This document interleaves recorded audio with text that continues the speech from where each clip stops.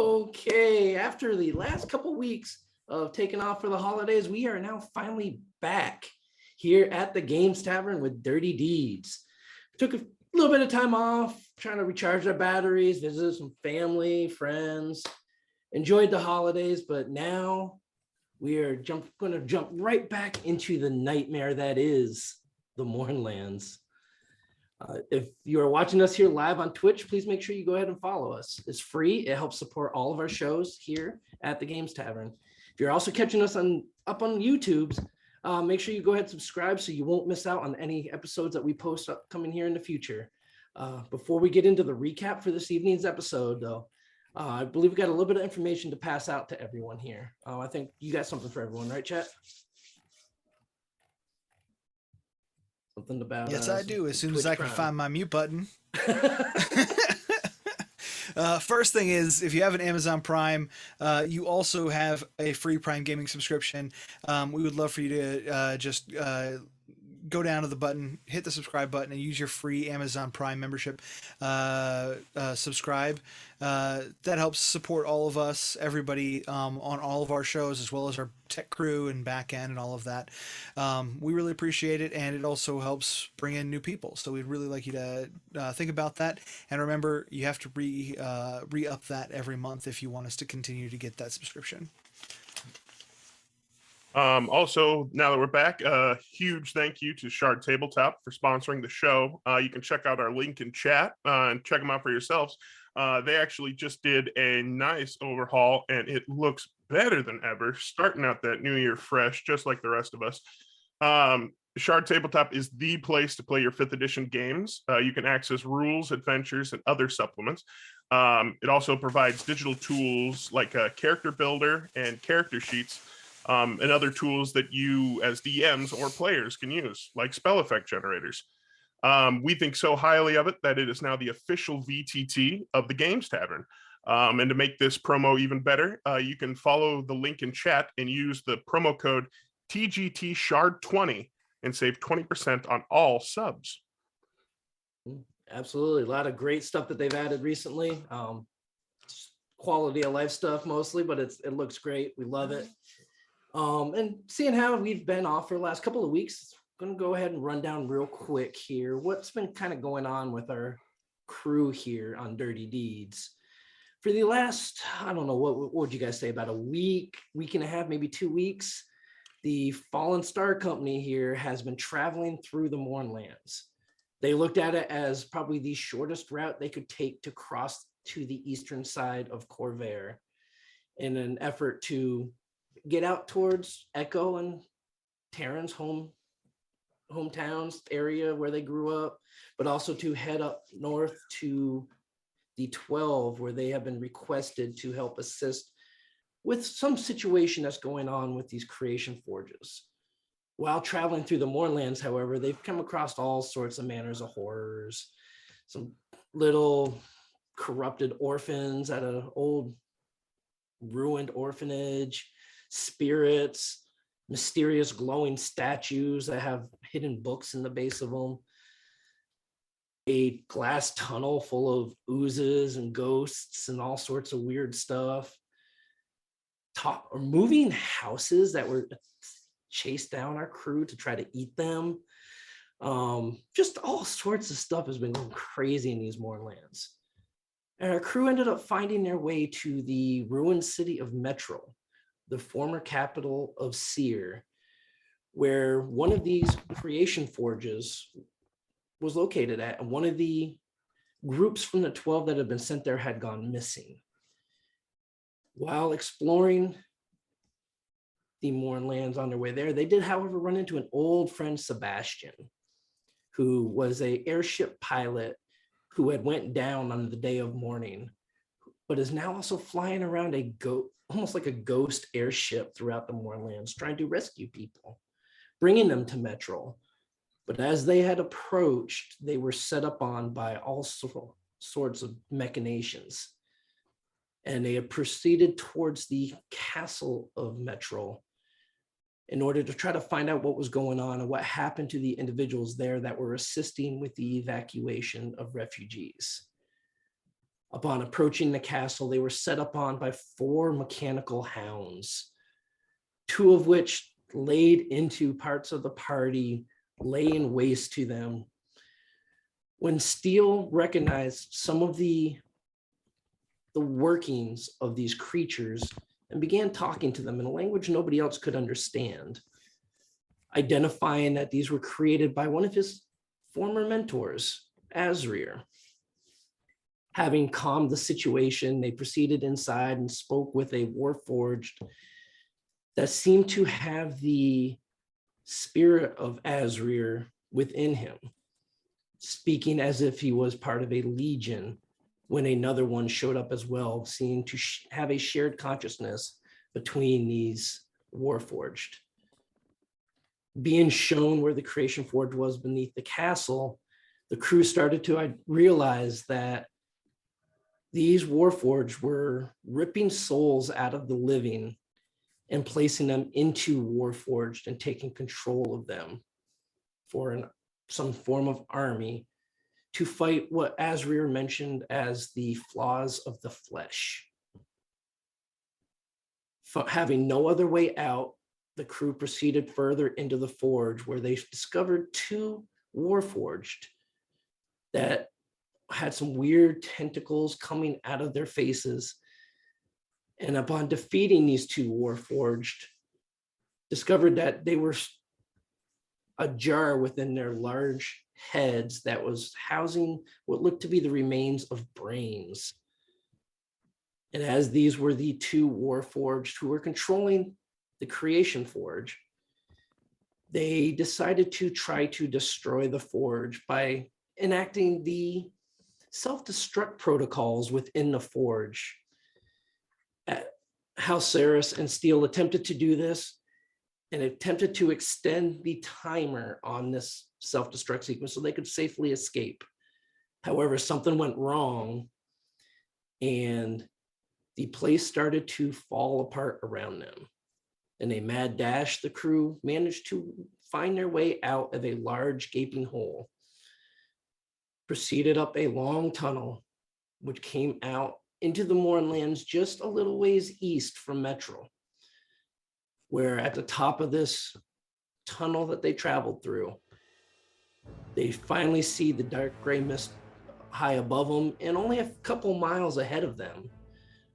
But between them and this dark gray mist is the large mechanical Tyrannosaurus Rex that they had seen guarding the creation forge, along with one of these warforged ambassadors about 300 feet away. And as they crested onto the open air of the Mournlands, Halceris actually sent a message to Sebastian telling him roughly where they were and that they needed his assistance as soon as possible. At that, the mechanical Tyrannosaurus Rex began to charge our crew. So crew, that is where we left off, but 3 weeks ago, as this T-Rex is now starting to bear down on you. I need everyone to go ahead and give me an initiative roll, please. Here we go. First of 2022.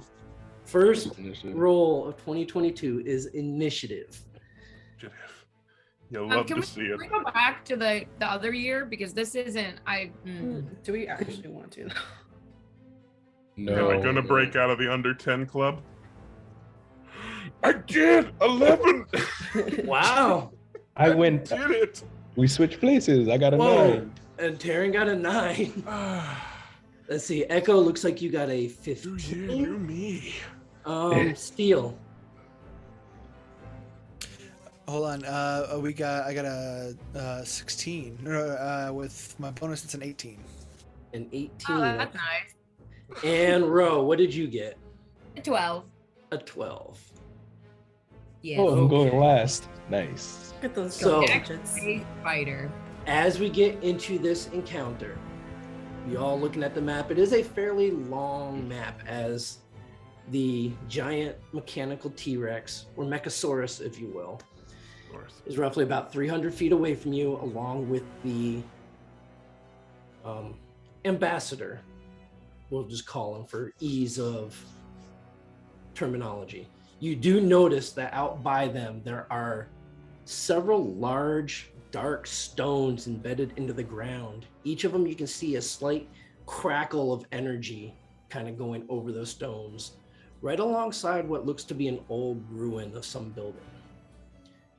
Now, Sebastian did tell you he is on his way, but we'll see how long it takes for him to arrive to provide you aid in this current situation. So, at the top of the round, we have, it looks like Steel will be going first. So how far away is this thing? So, from where you currently are, Oh man, that is a big battlefield. it is. So, the Mechasaurus is about 260 feet away from you. Oh, they're both about 260 feet away from you at this When point. you say charging, is it like, or is it? Oh, it is. Imagine the first Jurassic Park movie when he's chasing the vehicle. Yep. Okay. Oh. Yep. Horrifying. Love Yep. it. Thank you. Yes, if that helps you, he's head down, mouth wide open, charging at you. Oh no. You're like a snowplow. So, yeah. Yes. Okay, what shall we do? So I'm going to take 2 crossbow shots at it, at the dude, not at the T-Rex. Okay. Because I don't want friends. I don't want to hurt it. Well, we always start out like this. And let's see. I'm also gonna have Biscuit is gonna. I'm gonna tell Biscuit to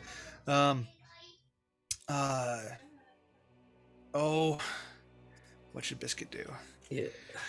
Good old Uh, entourage. hey, The menagerie. stick with Echo. He's gonna stay close to Echo. If she moves, he moves. He's gonna get right up next to her.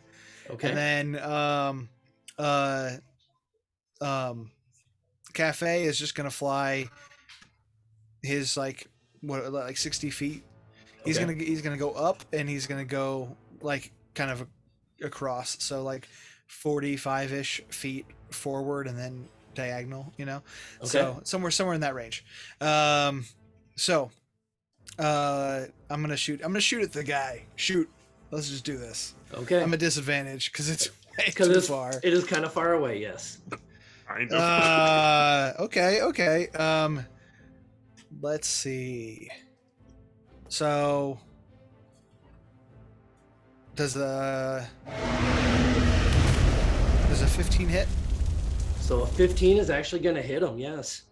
As you just launch this Yay. bolt out, you just watch it sail, and it's as if you just kind of stood there and watched it come in and hit him. Nice. And it's like far enough away you can't even really see him. You just hear like. I got a good eye. I don't know what you're talking about. It's crossbow. I can do this. This is what I do. Okay. Okay. That is 9 points of force damage Okay. on the first shot. You just see, actually, you can see it because it is a glowing like arrow of force that's just bloop.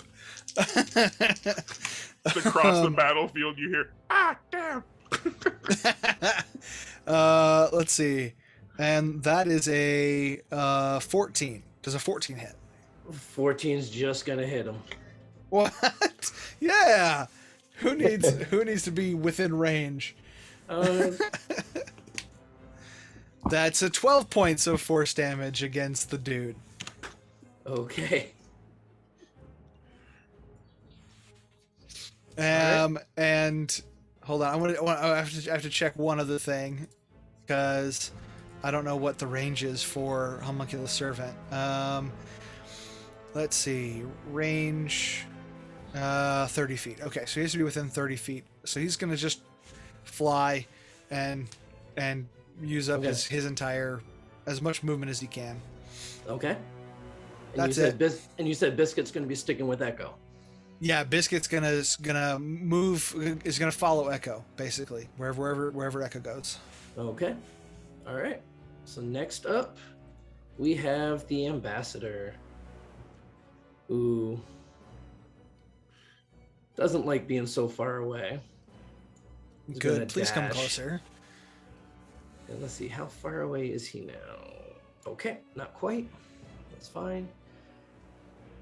So that's his turn as he dashes forward. Next, the Mechasaurus is also going to dash forward. Oh, come on. There we go. And as it dashes forward, you see it getting closer to you. You see what almost looks like a small cloud kind of come off of its back. As you see a small cloud of something appears next to it. No. Next to it. Oh, no. No.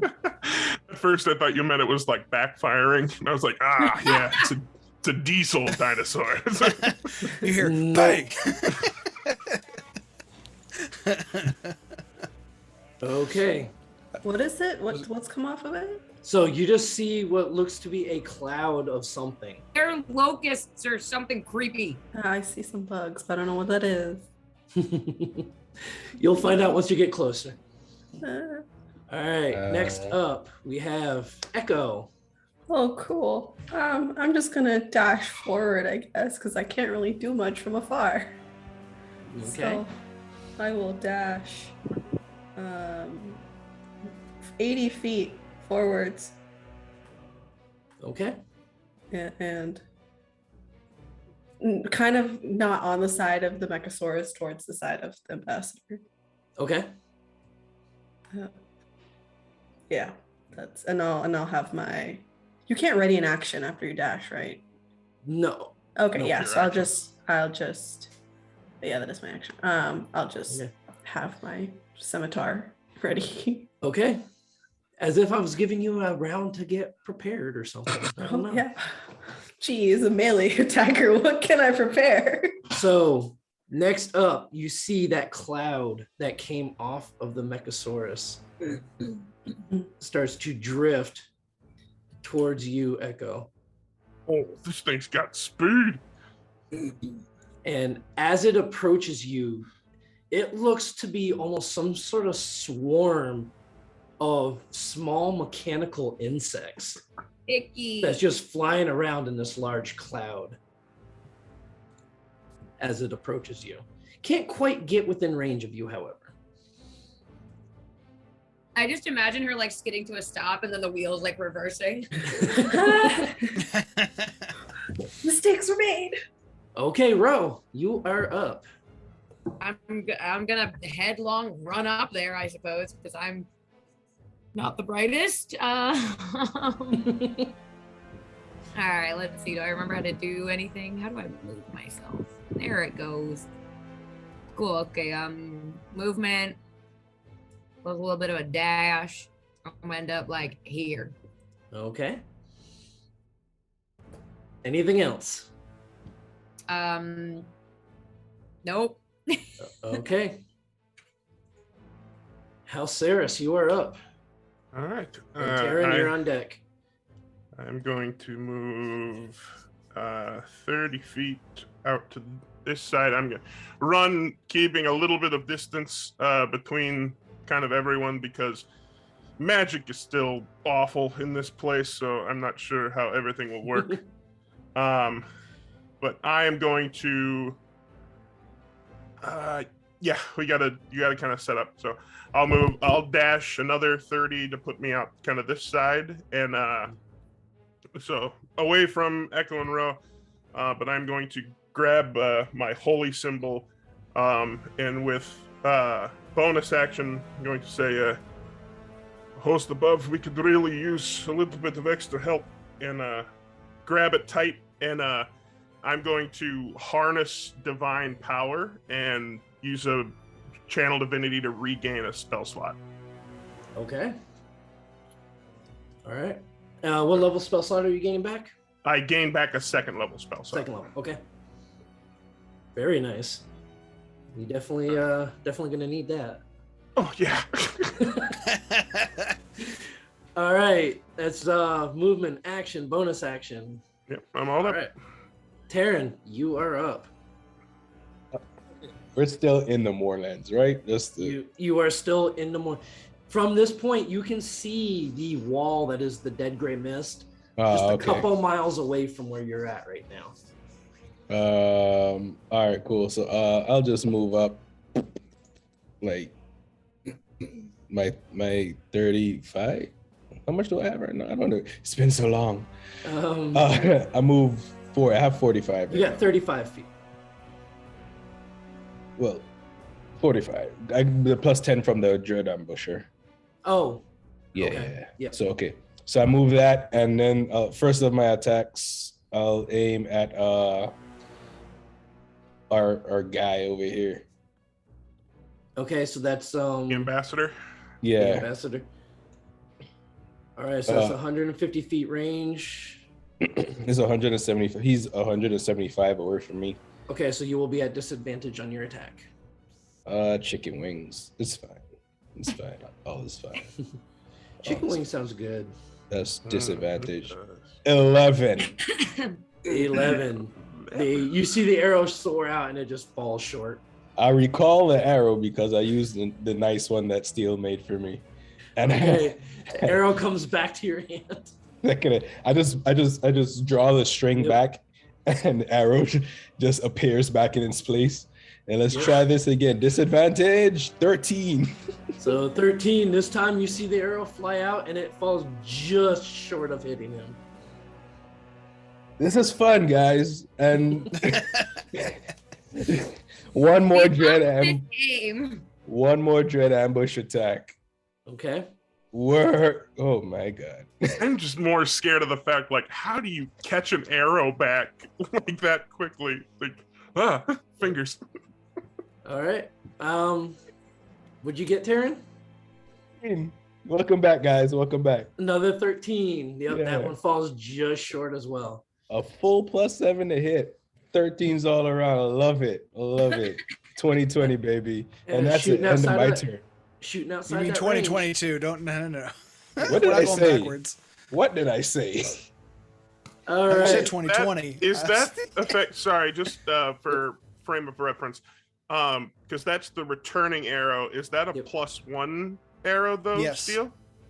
Is that factored Yes, it into would your provide a character sheet? +1. Oh. So So those that are would be 14s. 14s all around. Yeah. 14s. 12 and 2 14s. So the 12 would still miss. However, the two Have 14s to try. would hit. All right, so that's okay. So it'd be another plus. It'd be another plus to my damage as well, right?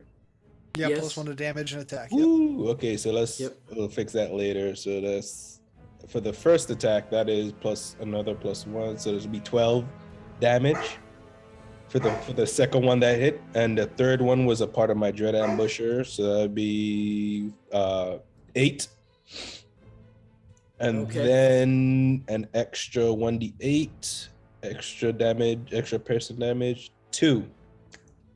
There you go. So Okay, yeah. well, with that barrage of arrows into him, you see that Warforge collapse in the middle of the open field.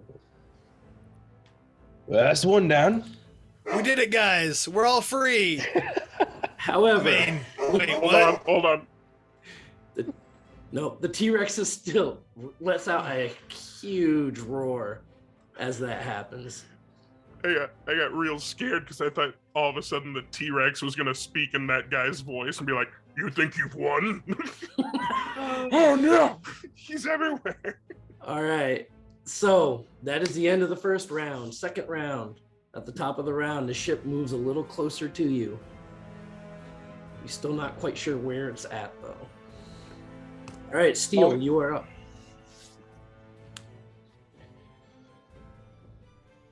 I think you're still muted. My apologies.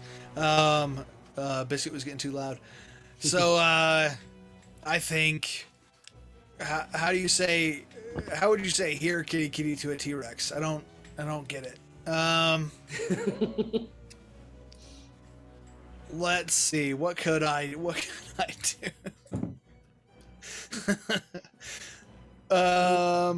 Easy.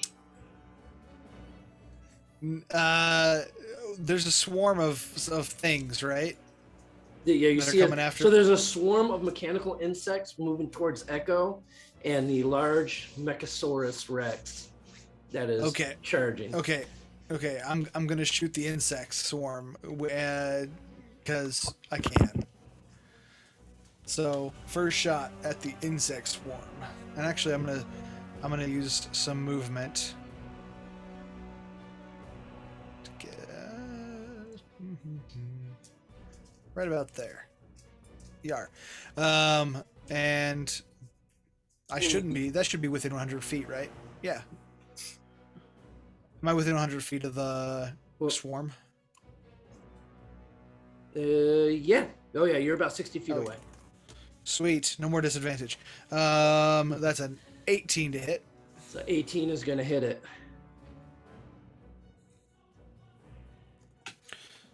Nice. That is plus 4, so 14 max damage. All right. Yeah, 14 points of force damage against the swarm. Whoops, that's right.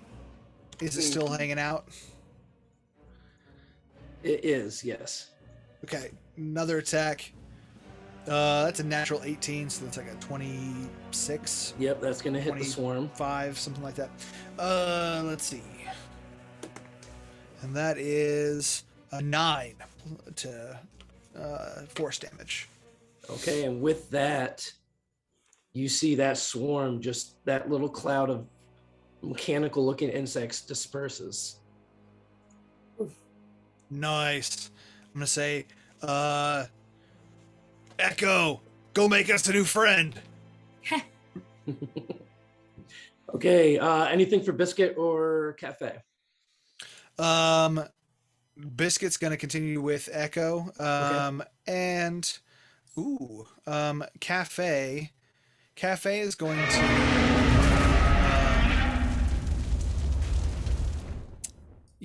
Cafe is gonna move let's see, we got 40 feet, I believe.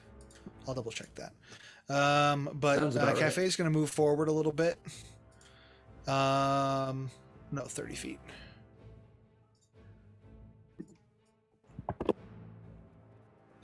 Right there.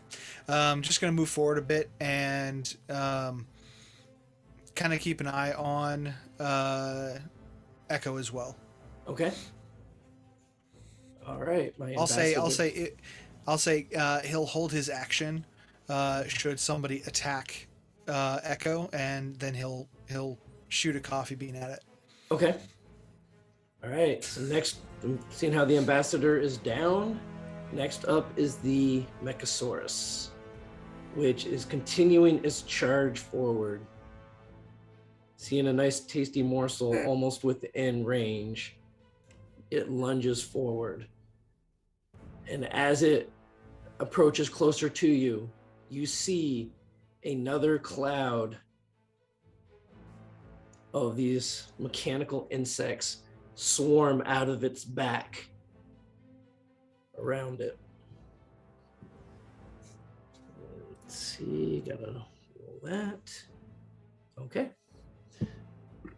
All right, Echo, you are up. Oh no. You are within range. I am in within range, but like, do I have enough movement to kind of go behind it? Not really at this moment. Dang it. Because how much movement do you got right now? So I have 40 feet, and it's Yeah. like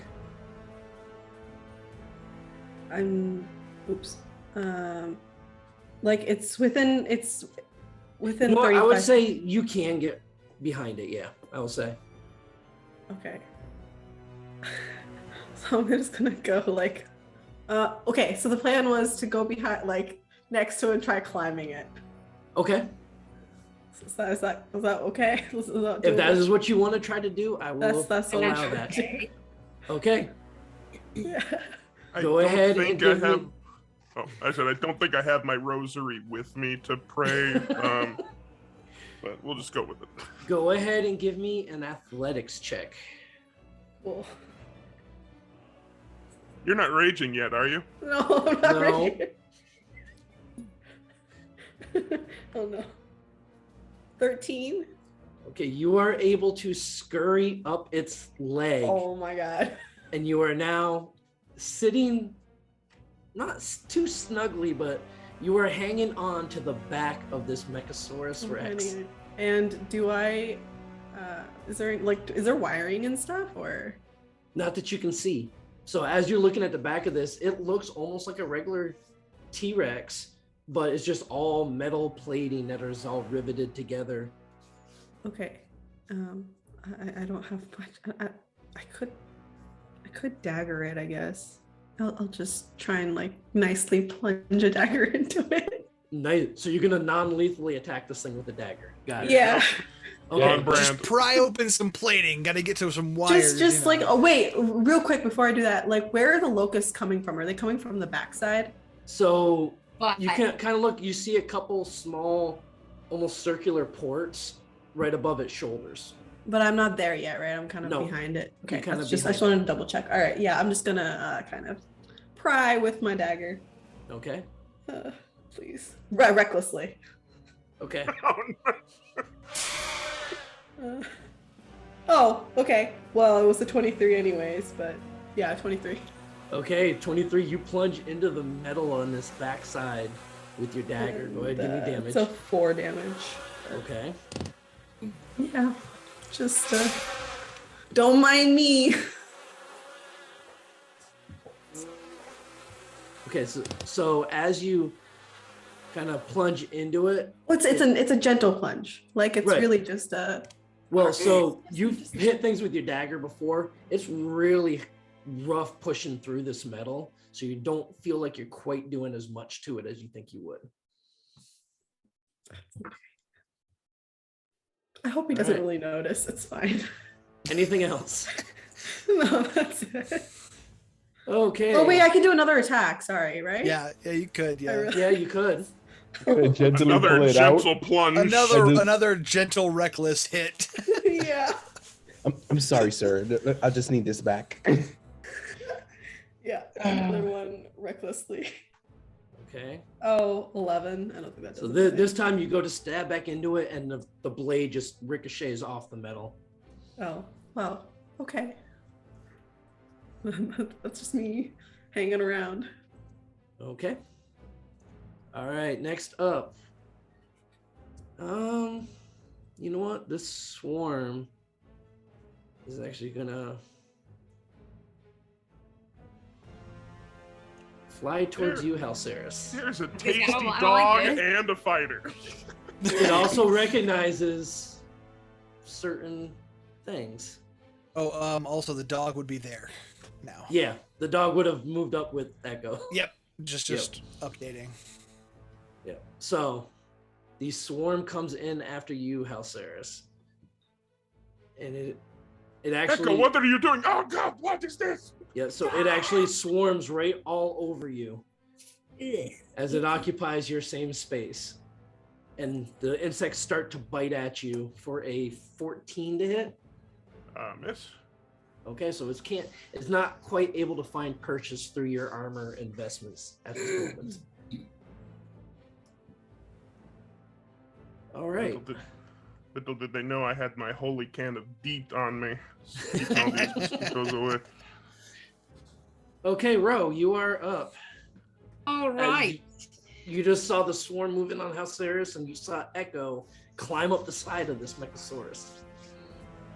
So I have one clarification question. Yes. So the swarm is occupying the same space as Halceris. So if I were to attack Yes. the swarm, You may or may not also be attacking Halceris. I had the same question. Thanks for asking that. I'm All fine. right. You just see me swathing away at bugs. It's fine. What is my okay? Why I have no speeds? Why I has no? You do not All right, have I'm zoomies. gonna try it, Halceris, and I am so sorry. I'm gonna run over here. I'm gonna take out my dragon's tongue whip. Okay. I'm gonna shove the acid cartridge in there. Okay. That's our healer. I know. I'm not gonna hit him. I'm gonna try and whip like over his head and next to him. Okay. So you load the acid cartridge in, you press the button on your dragon's tongue whip, and this long greenish line just extends out from the handle of this thing, just dripping with what looks like acid. Okay, so maybe not above his head, just next to him. And you're gonna attack the swarm. I am. Go ahead. So I am gonna give you a choice on this here. You can Okay. either make a straight attack roll, or I will let you make the attack roll at disadvantage, trying to avoid Halceris. Roll them bones. Let it play. It's your first time. You can't roll at disadvantage. I have Roll it. to roll at disadvantage. I'm not You gonna can't. try This it is the with you. first time with your new weapon. You gotta do it. You roll them dice straight. Roll them good. Fine, all right. Fine, we're rolling it straight. Yes! I hate you. Hell yeah. Okay. Get it. Yes. Keep 'em rolling, rawhide. It's an 11. So with an 11, you're still. I only get This is your first time actually using this. So as you swipe out with the whip, you just missed the swarm. And Halcyon. Okay. All right, I'm gonna do it again. Okay. Gotta say yeah. Here. You have oh my God, it's lucky. another 11. Yeah, you see, you still have to have say lucky yeah. points? Hmm? Huh? Does Ro, do you still have lucky points? Ooh, I do. I think. Let me look. No, I don't. No, I don't think anybody has. We have inspiration nothing. or luck. Okay, Wait a action minute. surge. Action Action surge. I had Okay, that you do inspiration have. from last game. Do I still have that? You would. Yeah, you do. yeah, you I would- I used you do. mine. Okay. You have yours.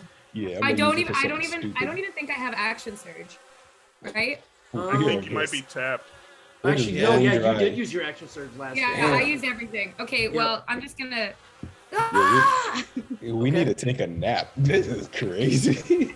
That's what And I- happened. Big Hey, fight. you guys have had I a have a long nap day. I on the have a T-Rex. bonus action offhand, right? Yes. Okay, well, I'm gonna try and hit it with a regular whip.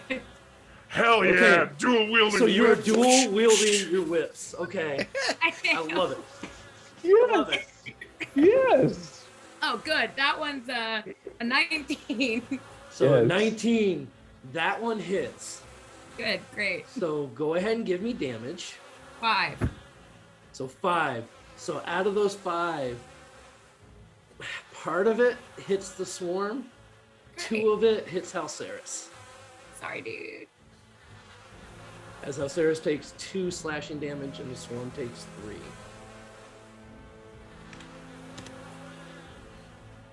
Hey, you did something though. That's something. Anything else you would like to do? Apologize profusely to Halceris. Okay. I'm sorry. Speaking of which, Halceris, you are up. Yeah, I'm just like, don't worry, you can hit them. Ah, my hand. Ah, Jesus. Okay, so I see what's happening here. One moment to check spacing. Okay. Okay. I am going to. All right. I might have to be sorry back. I'm going to grab my holy symbol, look at the T-Rex over there, and I guess non-lethally, I'm going to cast a spiritual weapon. Can't really be not well. It's not lethal if you don't hit with it, but yeah. Exactly. It's gonna. But I summon my spiritual weapon right in the face of this T-Rex. Okay. Before that spell goes off, however, I need you to give me Yep. a Wisdom saving throw, please. Here we go. As the Mournlands are still messing with you. 23. We're good. Okay, you are good. So your spiritual weapon appears right next to this mechanical T-Rex. And like for flavor, I think I like just like grab my holy symbol, grip it tight, push out, and like from me just like a beam of light that just like transforms into the holy symbol and just darts into the like chest of this creature. I'm gonna aim for the chest. Okay, go ahead, give me the attack roll with your spiritual weapon. Yeah, here we go. 16. So 16, you see that strike out, it impacts with the chest of this thing, but does not seem to penetrate through the metallic armor. Okay, and so bonus action, I do that, and I just like miss, and one of these mosquito things like lands on my face, and I slap it, and I just hit myself again and again, but then finally my gauntlet touches my chest plate, and I go, and I do it again with more power, and I'll cast Toll the Dead. I think, it's 60 feet of range. So yeah, on the T-Rex. Toll the Dead on the Mechasaurus. It's a wisdom save. Wisdom 15. That would be a 5. Perfect. ahead, And give me since Echo plunged it gently with the dagger, It has taken damage, yes. perfect. So 2d12, 9 points of necrotic damage. Okay. As you see the magic just kind of coalesce, like almost through its eyes, you feel that you impacted it fairly well. All right. Anything else? Oh, just swatting these bugs. Okay, Taryn, you are up. I look at the T-Rex. I look at the swarm of bugs. I'm like, are we really trying to not kill this thing? As I fire an arrow at it. Okay. No answers. All right. And that is a 27. Oh wait, yeah, he got closer, right? Yeah. This round. Yeah. No, Yeah, he's within okay. your range. Yep. So 27 to hit first That's attack. good. That strikes it. Boom. Yeah. Boom. Does big damage. 6 piercing damage for that guy. Big damage. Yeah. Okay. It's a whole lot. And once again, I do the same thing. I already have the string drawn as the arrow comes back, and I let it fly again for a 23 to hit. 23 strikes true on it as well. And 9 damage. Okay. As you see the arrow sink its way into the metal chest plate of this large creature. And then returns back to your hand. Yeah. This is pretty handy, and needed this a long time ago. And yeah, that's the end of my turn. Okay. We are now back up to the top of the round as Sebastian moves ever closer to you to try to assist in this combat. Can we make any sort of like perception checks or anything? Do we I will hear? let you do that. You can do that as a On turn. bonus action on your turn. Okay. Sounds good. Can I move? I'm sorry. Yes. I just want to, and then I'll end my turn for sure this time. Okay. For reals. Yeah, right. Just 35 feet. Okay. All right, Steel, you are up in your menagerie. Okay. Let's see. Yeah, okay.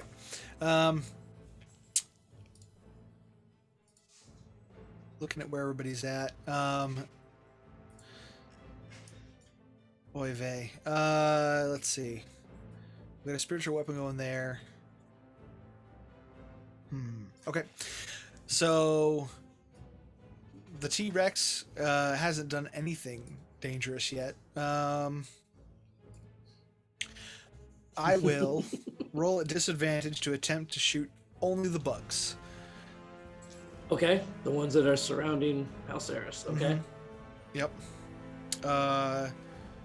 Because I can't think of anything better to do. Just the thought of giant menacing monster to one side and everyone shooting mosquitoes in front of my face. What? Gotta protect you from malaria. Yeah. Yeah, You don't want to Gabe, get Zika. Come on. Yeah. I mean, yeah, you don't know what kind of disease they might be carrying. that is just ridiculous. This is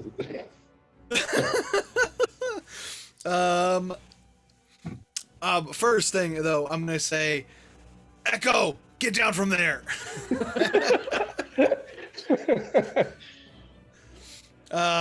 And I'm gonna have Cafe fly over and land on Echo. Okay. And let's see. Well, can I do both? I can't do both, can I? No, it's one action. Pull Okay. me off. No, not that. I was gonna do something else. Okay. First, let's shoot the bugs. Okay. Rolling at disadvantage. Okay. 20 or 15. 15 for the bugs. 15. You actually are able to hit him. Go ahead, give me Sweet. damage. From over there. 14 points of damage. Max damage. Okay, so Halceris, as you're swatting at these bugs, you just see this bolt of light go flying right by your face. And a bunch of the bugs you see them get sprawled out all over the ground. Bullet But time. You are still being bitten. Okay, so not There's- all the bugs, but Not all the bugs, but there are Gotcha. still several there. Okay, so there's still a bit of swarm left. Yes. Okay, I'm gonna do it again. Okay. Rose probably just gonna take the acid whip and just. That's a 17 to hit. 17. Yep, you hit him. Dice, stay up here. Another 10. So that's 14 more points of damage to the bugs. So with that house, you go to swat one off of your shoulder, and you just see the bolt come take out fuel and knock the one off your shoulder off. And that swarm is no more. you know what you just did, Steel? This is Back to the Future Part 3. I can shoot the flies off a dog, off a dog. Yeah. Faces, man. Yep. Yes. Okay, and then fine, why not? Cafe's gonna shoot a T-Rex with a coffee bean. Okay, go ahead. Give me the attack roll for Cafe. non-lethally. No, not non-lethal. It's Cafe. Cafe doesn't shoot non-lethally. Let's see. we Lethal got- coffee here. Yeah. Oh, yeah. No No decaf. What are decaf. you talking about? Yeah. 19 to hit. It hits it. Go ahead, give me some damage. Sweet. That's 5 points of force damage. Echo, you're sitting there riding this Mechasaurus, and you just see this little coffee bean shoot down and just put a dent into the plating of this. It's a glowy. It's like a glowy magical. Yep. So we're taking this down now. We're not friending it anymore. I'm just. Cafe appears to be helping you. Like try to is dinging the armor. Okay. Anything else, Steel, in your menagerie? Weakening Nope. it, yeah. Nope. The same rule Okay. applies for until I say otherwise. Biscuits wherever Echo is. Is on Echo Patrol. Got it. Yep. All right. The Mechasaurus's turn. It swings its head around towards you, Echo, and it attempts to try to bite you. At disadvantage. I'm on its back. It can do that. It can do Can you that. really do that? Yep. Well, he's a robot, so his head just like Yeah. spins. No, 180. No, you didn't have to say it like So- that. While Biscuit does invoke disadvantage, it has advantage because of the reckless attack, so therefore it is a straight roll. Correct. Okay, Yep. That cool. is Biscuit's job today. And so that is going to be a 17 Oh dang, yeah, that hit. Oh wait, oh yeah, it hits my AC, so 17. Yep. Okay. So as it reaches out, it bites into you. For 31 points of piercing damage. And you are now grappled in its jaws as it rips you off of its back. Oh no. In Oh, the no. same movement, the T-Rex spins around and it swings its tail at Biscuit No. for a 26 to hit. Nope. No, yeah. Yep, definitely hits. Definitely hits. That is going to be 22 points of bludgeoning damage to Biscuit. It's fine. That's no big deal. And as this all happens and you're getting bit and dragged off of its back, Echo, you see another swarm of insects come flying out of the opening.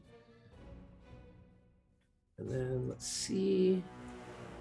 Icky. Okay. Should we close the opening? Trying. There's only one way for you to find out. I was Plug it aiming with- for it. Plug it with something. Ew. All right. Echo, it is your Hi. turn. You are currently grappled by the Mechasaurus. So define how I'm grappled, because am I like You are currently locked in its jaws as it is bit down on you from the side. okay, so You're on a toilet, sort of. Grappled. Exactly. Yeah. this is like chewing partially. Okay. Yeah. Am I allowed to rage at this point? Yes. Okay. You are absolutely allowed to rage. Okay, I just want to double check. I would like to rage, kind Okay. of flailing Thank about, you. like my features start to shift. I know fight. And then that's my bonus action as I Yep. rage, and then I want to escape this grapple. Okay. How are you attempting to escape the grapple? So I'm going to. What is the proximity of the shoulders to where I am right now? So, probably about 5 feet away from you. Is 4 it or 5 within feet. reach? Not Yeah, really. not You really. kind of have Like, to. okay, that's you fine, kind of that's have to fine. try It to doesn't have pry to the be within- jaws open, basically.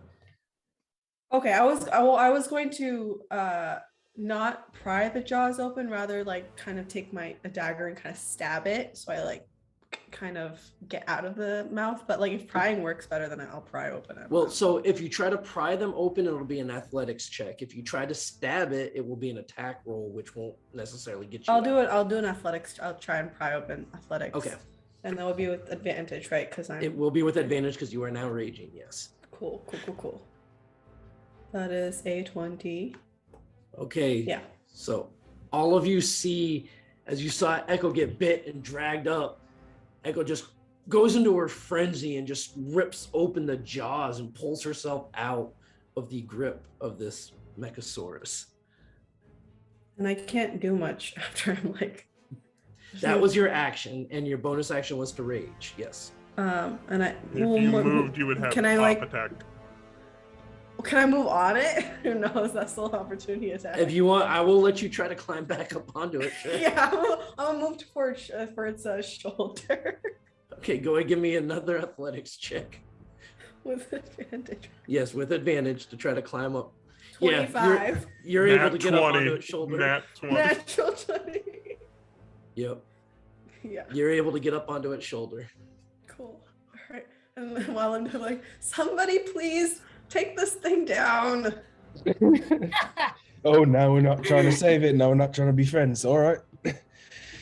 Okay.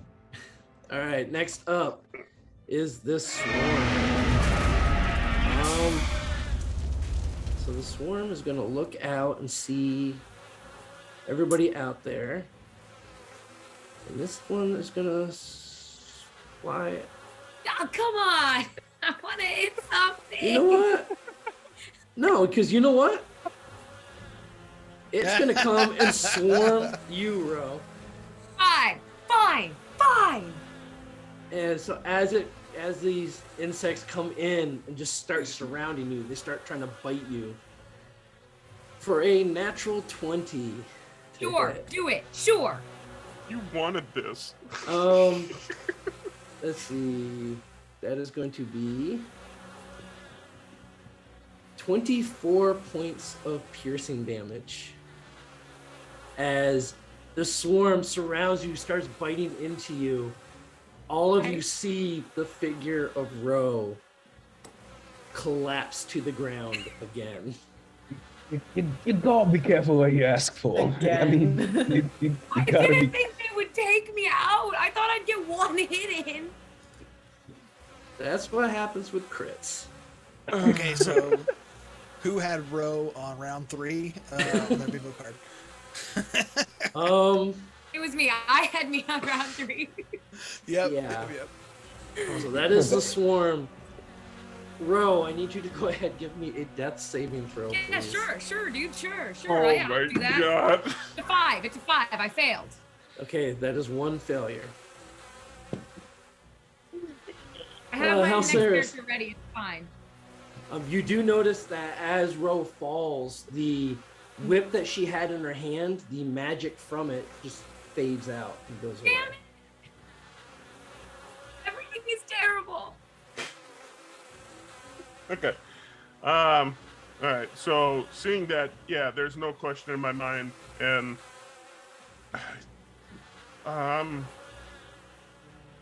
one sec. Hold on. Actually, there is question in my mind because a spell would trigger something, maybe, might make everything worse. But we have healing potions. Yes, Can I give Ro a healing potion as my action? you can. Yes. So I will, it's 5 feet to her, out of my, back, I pull out from my kit, one, administer, and, as I'm kind of, standing over to, block as many of the bugs as I can, like anyone who's been near lake country in the summer knows. Mm-hmm. And, so yeah, I give a healing potion, hold on, that might be something else. I thought I had a stronger one from Agatha, but it looks like it's just a potion of healing. So, Yep. traditional potion. So that is 2d4 or 1d4? 2d4 plus 2. Yes. 2d4 plus 2. Do you want to roll it, Ro, or should I? You should roll it. I'm not doing a good job. 5 points of healing. 5 Cool. points of healing. Thank So you very as, much. as you lean down to go pour you open her mouth and you have to shoo a couple bugs away that started to try to fly into her Mhm. mouth as you do Bugs this. add protein. Oh, yeah. Oh, and iron. These are metal. Party. Or Yeah. mercury, and that's bad. Oh, I Also no. wasn't anemic, Sam. I wasn't anemic. Okay. Okay. So that but was with your that action. Action. Can I? This would be for you to say. Could I use my movement to help her stand up? Because normally it'd be half movement to pull someone, but I just want to get her on her feet. I'll let you use half your movement to bring her up Yep, onto her I'll, feet. I'll sure. give the rest of it. I'll just. Yep, Okay. I won't go anywhere. So. Yeah. I'll allow that. And then bonus action, spiritual weapon's still up, and I'm gonna Yep. take another swing Okay. because by the gods, it has to hit at some point. 18. 18. You see it strikes into this A for the shoulder. Mechasaurus. Go ahead, give me damage. Yeah, 1 on the damage die. Yeah, so that's 5 force damage. Okay. As you all hear this mechanical or this spiritual weapon just strike into the armor plating of this Mechasaurus. I did less damage than your bird, didn't I? Still, you did 8. The bird did 6 actually, Yeah. Okay, better. Okay. something like that. Yeah. All right. That's pretty much all you got, Halceres. That's my guess. I'm out. All right, Taryn, you are up. All right, you back in the fight? Yeah, I'm Awesome. Awesome. And I proceed to just fire arrows at the team. I want to fire at the hinges of its jaw. to see if I can, get some damage in that mechanism. Try to take out one aspect of something. Try something. Okay. But yeah, I want to hit its jaw. If I break that, it can't bite. 22 to hit. Okay, you see the arrow fly out and strikes the side of its jaw. Go ahead, give me damage. Big damage, big damage. Ooh, 8. 8 damage. Okay. 8 piercing. And I do it again. 23 to hit. That also strikes into it. As the arrow returns back, as you're pulling the string back, you let it fly again. For how much damage? I've just realized I have not been doing, that's 11 damage. I have not been doing my little extra D6 of sneak attack damage, guys. Oh, Oh, what? Why not? We'll go- I forgot. yeah. You forgot about that little roguish part of your character, huh? Yeah. So yeah, the shadows that's attached to everyone and wherever is exposed, you just see like a little band of shadow, little shadow band. That's your ticket. That's the shooter. You guys could come in the club. You're part of the club. So ooh, nice 6 on the sneak attack. Okay. And that mimics the damage of the weapon, right? Yeah. Okay. Sneak attack Do is the just same weapon as damage. the weapon. Yeah. Okay. All right. We are now back. Or do you plan on moving? No, I'm gonna stay here. I don't have any bonus actions that'll do anything right Okay. now. So yeah, that's the end of my turn. We are back to the top of the round as Sebastian moves ever closer to assisting you. All right. Oh, Steel's Menagerie, you are up. And you are muted. Yeah, I got that. So we're going to just do exactly what Echo said, and we're gonna take this thing down. Okay. All right. Yeah, very, very politely with all my force damage. I'm gonna take a couple shots at it. Okay. The first one is a 14. So 14 deflects off of the armor plating. Okay. Second shot. 19. So 19, this time it actually strikes true into the armor. Let's see. That's 7 points of force damage. Okay. And then we're gonna have Biscuit join the fight here. Okay. And he's still gonna stick close to wherever Echo is. Is he close enough to Echo that he could, or is she too far away? So I'm gonna say, even though she's on top of it, I'm gonna say he is still close enough to be able to do his interjection. Cool. Oh wait. Actually, he's a smart dog. He's gonna use his first repair of the day to actually get some hit points back. He's gonna grab himself a couple of hit points. Okay. So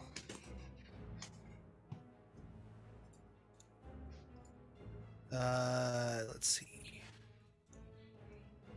So he gets 10 hit points back from that attack. Okay. And that will be the end of my turn, I believe. Okay. Cafe is just flying above head, just kind of keeping track. Okay. All right. The Mechasaurus's turn. The Mechasaurus, having taken some damage, is still not happy about somebody riding on its back. And it swings around trying to bite you again, Echo. With an actual disadvantage this time. Yo, yes. No reckless strikes. So that is going to be a 29 to hit as I rolled 2 19s. Oh, 400. Yikes. So that is going to be 22 points of piercing damage, Echo. As you all see Echo, well, it would be reduced to 11 because of your rage, but you all see Echo's limp body come off of his back as his jaws bite down onto her. And it is also going to swing its tail at Biscuit again for a 17 to hit. Yeah, that hits. All right. There's going to be 22 more points of bludgeoning damage to Biscuit. Guess it's a good thing he healed, because that leaves him, I think, 1 hit point. Okay. This thing is eating into you guys, almost quite literally. All right. And then, as that happens, another swarm of these insects pops out from its shoulder area. All right. And then, let's see. Does that... Oh, okay. All right. Next up is Echo. I need you to go ahead and give me a death saving throw, please. First thing. It's a 12. 12 is a success. All right. So next up, we have the one swarm that was surrounding Ro, moves its way over to you, Halceris. And it swarms all over you, trying to bite you with an 11 to hit. Misses. Miss, okay. And this new swarm can't quite get to you, Taryn. But actually, well, no, it will. It's just going to use the dash action to swarm you. But it cannot make a bite attack against you yet. Ro, you are back up with 5 hit points. I am. I am. Yeah, yep, no, we're just gonna keep doing the same dumb shit that I'm gonna do. So, Halceris, what up? Woo!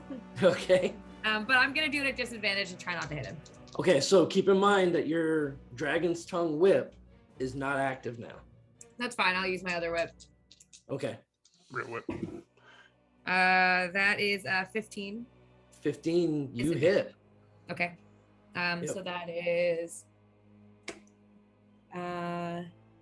7 damage on the first hit. Okay. I'm gonna do it again. All right. That is 17. 17 also hits it. Lovely, lovely. Why is it so hard to read? That's 8 damage. Okay.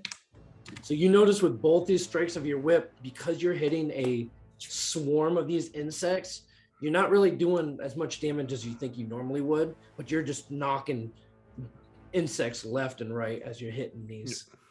So bonus action, I would have used my offhand, but I'm using the one I have. So Right. You should have that short sword, right? I do, but I haven't taken it out. I mean, it's a movement to take out a short sword. Yeah. All right, cool. Yeah, take the short sword out and Okay. give it back. Okay.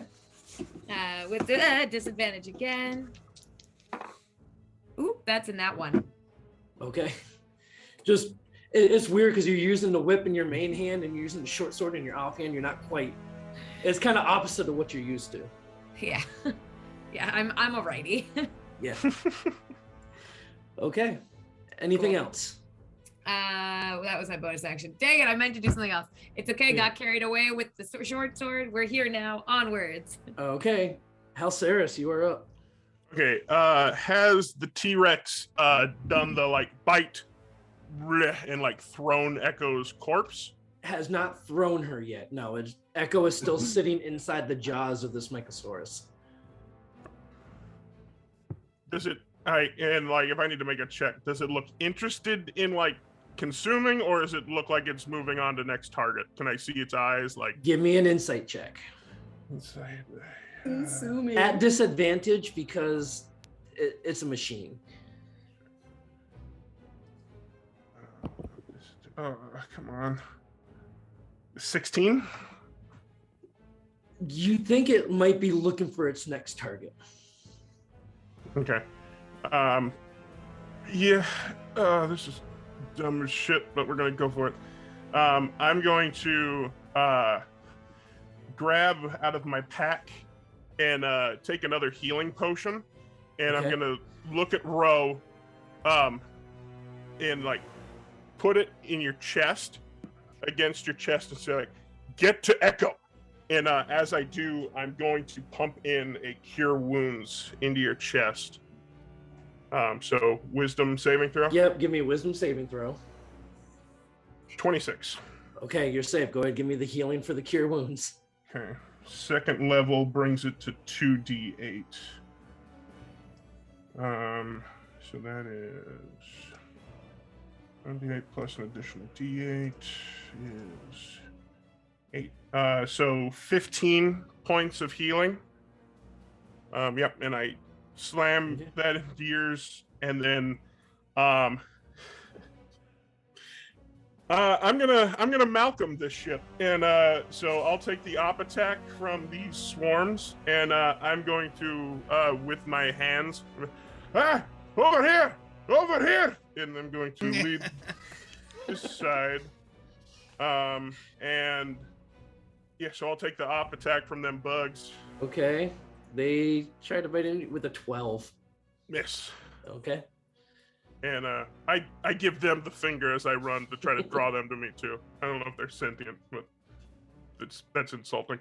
And bonus action, I'm going to swing with my spiritual weapon. Okay. That's nice, 19, so 26 to hit, Okay, yeah, that's gonna hit. and 7 points of force damage. Ha! I beat your bird by 1 now. Okay. And realizing how terrible this plan is, I am going to do the smart thing and move my spiritual weapon back towards me a bit. Okay. So, because I don't know if it would make it the whole way on its own turn. So Yeah. I'm gonna move it there as the end of it, and that's what I did. So Okay. So Alright. clarification question. Yes. Did you yell for me to get this to Ro, or get this to Echo, or just get to Echo?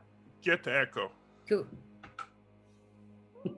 All right, Taryn. I you are guess up. if you want to keep it, that's fine. Like, that's I cool. mean, No, I'll give it to Echo. I just so Ro would've Ro, been like- however you interpret what he told you in that 6-second time frame, Yep. is what you go with. Just drink the potion for more health. I'm like, okay, whew.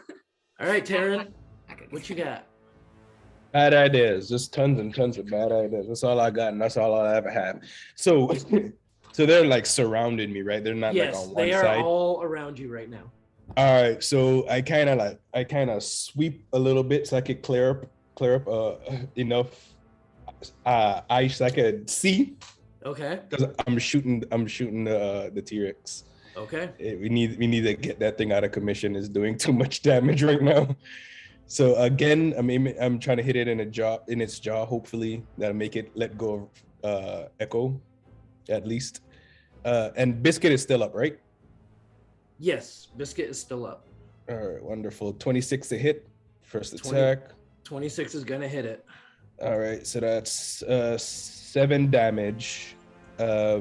I'm marking it as a favored foe, so that's an extra D4. So you see my Okay. little butterfly come up and just proboscis to stab it. Okay. So that's 3 damage. That's an extra 3 damage. And the shadow that's attached to Biscuit strikes out for 5 damage. Okay. Boom. And that's the first attack. Second attack, I will. Does 19. Cafe have a shadow too? Everyone has a piece of the shadow everyone has a I'm shadow. just curious. Yeah, everyone has a Okay. shadow. Yep. So 19 hits as well. Awesome. That's another 7 damage. Okay. So 14, 17, 22. Yeah, that's nice. That's not bad. Okay. And now I'm just swatting away. So with those strikes, you do see its jaws kind of open up and drops Echo onto the ground right in front of it. Was one success. And I'll end my turn there. Okay. Coming back to the top of the round, as you see it drop Echo onto the ground, it looks up at you, Halceris, as if it's about to start charging you, when you all see a dark bolt of energy come flying from the sky, slamming into the head of this thing. Sebastian, MVP. Just a large burst of what looks like a dark energy just goes out from its head as you see a few chunks of metal just kind of fall off its side. As Sebastian is now within striking range and is using the ballista of the ghost ship to attack the T-Rex. All right, Steel, Airstrike. you are up. So based on what I know of tinkering and Warforged, does this thing look like it was modified a bit? You have never seen anything like this before. I guess my thought is Warforged can add metal scraps to themselves to create armor. Oh, okay. Does it So- look like that has happened with this thing? Like anything's No. been added to it? Does it have any armor to it? No, it looks like it was created like this. Okay.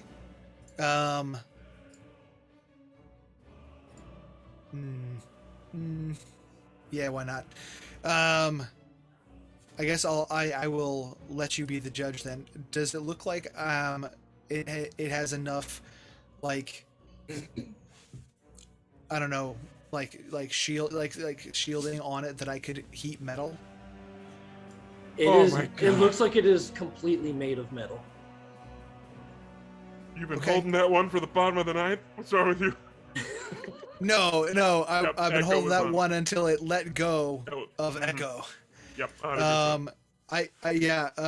I'm gonna cast heat metal on it, and I need it. Okay. And so first, it begins to glow red hot on any of the chitinous armor on Yep. it. Pretty much his Uh, whole body starts to and glow. then, so it takes.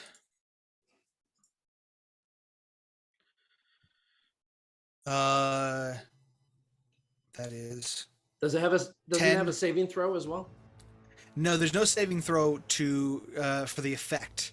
Okay. Just holding it, being near the heat of Okay, the right. metal, does the damage. So that is 10 points of fire damage. Okay. Because any creature Yep. within contact of the object Right. takes 2d8 fire, and then it needs to make a dexterity saving throw. Okay. What is the saving throw for? So usually it would have to drop it, but if it can't, then it has disadvantage on attack rolls, ability checks, and ability checks until my next turn. Okay. So it got an 11. So it fails, and it has disadvantage on Okay. all attack rolls and saving throws. Okay. And that is my action. I'm going to use my bonus action to get my favorite hound out of there. Okay. And he is going to run. He's going to take the potential attack of op at disadvantage. Okay. And it is going to swing with its tail at disadvantage for a 21 to hit. Oh, yeah, he's down. Yeah, that's going to be 23 points of bludgeoning damage. As I'll Biscuit, say, yeah, right about there. as Biscuit gets scattered on the ground. I do also need you to give me a intelligence saving throw too for the heat metal spell. Correct. That is a 18. 18 saves. Okay, so you're good. No Okay. wild magic surge this time. Okay. All right, so we now have a glowing red hot Mechasaurus attacking the party. All right. Anything else for Biscuit or Cafe? No. Nope. Okay. All right. The Mechasaurus's turn. With the heat metal, it starts at the beginning of it takes damage at the beginning of its turn, or No, I have to actively heat the metal. So I Okay. have its concentration up to a minute, and it takes the damage, and Okay. it makes the saving throw every time that I force it to. okay. So right now, it's residually hot. It's not Okay. actively hot. But Okay. it has disadvantage on all attacks and ability checks, right? Fire Yes. ants in your pants. That Yeah, sort of yeah. disadvantage. Yeah. So it is going to. It's just going straight for Halceris. This wasn't as scary a minute ago. Oh god. And yeah, so it just bears down on you and it goes to bite you. That's going to be at disadvantage. It is a 22 at disadvantage. As it bites down into you, that is 24 points of piercing damage. Okay. And you are now grappled in its jaws as well, as it lawyers you and bites down on you, mostly over your shoulder though, so your head's still exposed, and just kind of lifts you up off the ground. All right. And then you do see, as you get lifted up, you see another swarm of these insects come flying out of its shoulder. Are these insect swarms contained within its body? It looks like that's where they are coming from, yes. Then they all would also take the damage. They are not.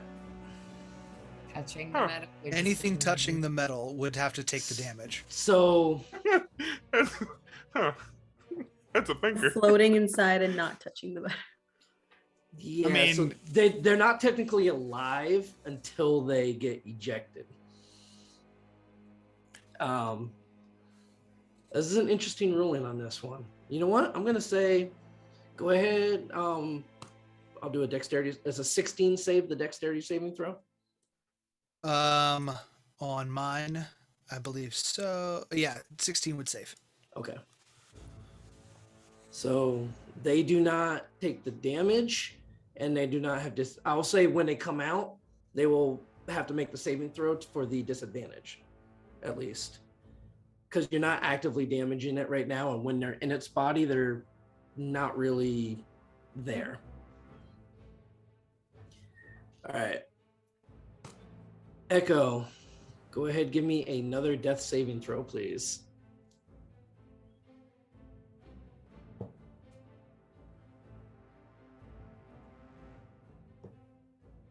Oof. That was a 6. That is a failure, so you are now at 1-1. All right. Those swarms are dead. This swarm is on. Where is this swarm? I gave it the finger. Oh, right. That's the one that you. The swarm goes towards the closest target, which is you, Yeah. Ro. What? Oh. That is going to be a 17 as Like this swarm sure. surrounds you to start biting you. It's not quite at half yet, so that is going to be 12 points of piercing damage as these small mechanical insects just start biting into you. Yeah. I'm still And standing for once. this swarm attack surrounding you, Taryn, tries biting into you for a 5. So that definitely misses. I missed this. Screw you guys. I have a question. Is it dark in here? It is not dark, because but there's no sun or anything because you're within the canopy of the dead gray mist. It is a typical Mournlands kind of like early dusk kind of ish. Like London, it's just a fog. Just a, Yeah, like a gloomy really haze. dark, foggy day. Yeah. All right. I'll allow it. Um, I'll back off. this swarm that just came out, this sees what's going on.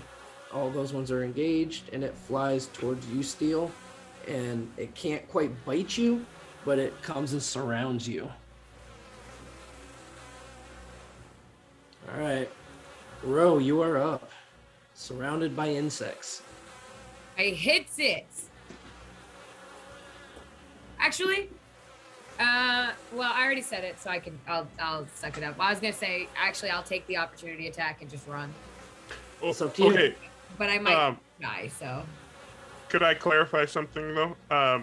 With an action, you could disengage. Yeah. So then you wouldn't have op attacks. Just That would be your whole. That would be your whole action. Yeah, action. that would be your yeah, action. let me. Sorry. As you, No, that's not. Good. so if you're sitting here watching this fight, these guys need some inspiration or something because they're struggling right now.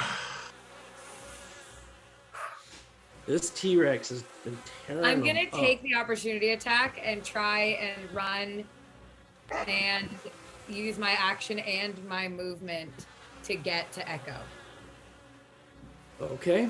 Because I have just enough if I use both, but not if I disengage. So as you try to go away, it gets a 15 to try to hit you. Does not hit. Misses. Sovereign be praised. Okay, so that just missed you. All right, so I book it over to Echo and I use my bonus action, which is all I have left, to pour the thing down her throat. Okay. So We are wait, not so dying to how- a T-Rex. how much movement did you take to get there? 30 and 30. So you used your action to dash. Yeah, You cannot give her the potion. but I thought it was a bonus action. To take a potion is a bonus action. To give it to somebody else, it is an Okay, action. fine. And in that case, It's okay, Just- you're you there. halt and you're I like, have a bonus action. I'm gonna use my bonus action. Who from my brief headlong run? Right. Who is looking the worst? I'm in a At this T-Rex. point, probably Yeah. Halceris, because Yeah, okay. Halceris is currently in the jaws of I'm in the a T-Rex. In that case, I'm gonna use rally, and I'm just gonna scream, "You can't die to a T-Rex!" Okay. And so Halceris, you get. I have D8. I'm so stressed. D8 looks like this. Okay. That is 7 + 2, 9 points of temp HP. Okay. Just That's out of definitely curiosity, gonna. is temp HP not like it's not applicable to unconscious Healing. beings? Nope. Oh, great. Thank you. Yeah, I Yells would. at it. But Yells but at if you have healing, then like it would be on top. So if you were Right. at like 2 HP and had 10 Yeah. temp HP, you'd still be Yep. you'd have a cushion. Okay. Anything else you got left there, Ro? No, that is fully everything. All right, Halceris, you are currently grappled in the jaws of this T-Rex or this Mechasaurus. Great day to be Hal. Okay, from I have a very close perspective of this thing. How does it Yep. look? It looks like it's starting to take some damage. It looks like it's starting to take damage. Wow, this is I mean, it's been taking a bit of a beating. That shot from the airship definitely did something to it. Did some work. Yep. Okay. And then just my own mind, the air like in the kind of meta, but the airship struck after my turn, right? So yes, so the airship is going at the beginning of the round. At the beginning of the round. Okay. Yep. So I have kind of a crazy question. So I imagine this thing bit down on me and like kind of in full Jurassic Park motion, I had a hand up, so it's on my shoulder. Would you say my hand's in it right now? No. So it's kind of bit down like this way, so your hands are kind of outside, but I'm just saying because what if I cast Guiding Bolt while it's on me?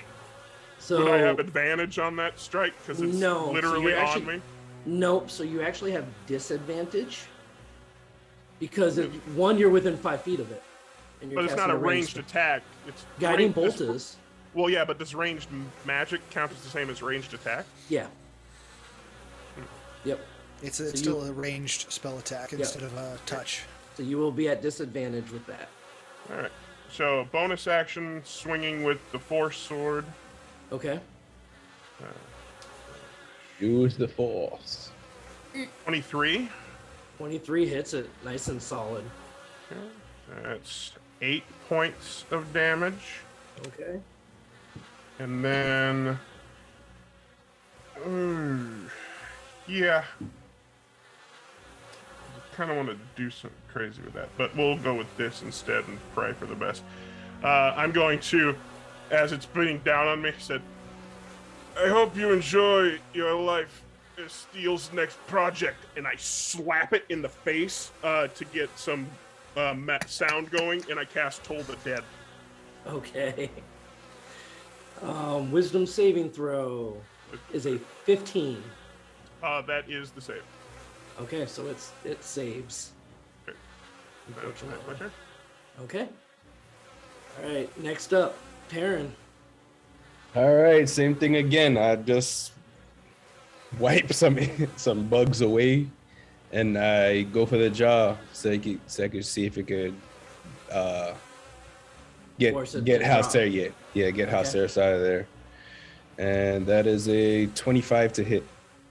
25 is gonna hit. Go ahead, give me damage. Bing bong. Ooh, 10. 10 damage.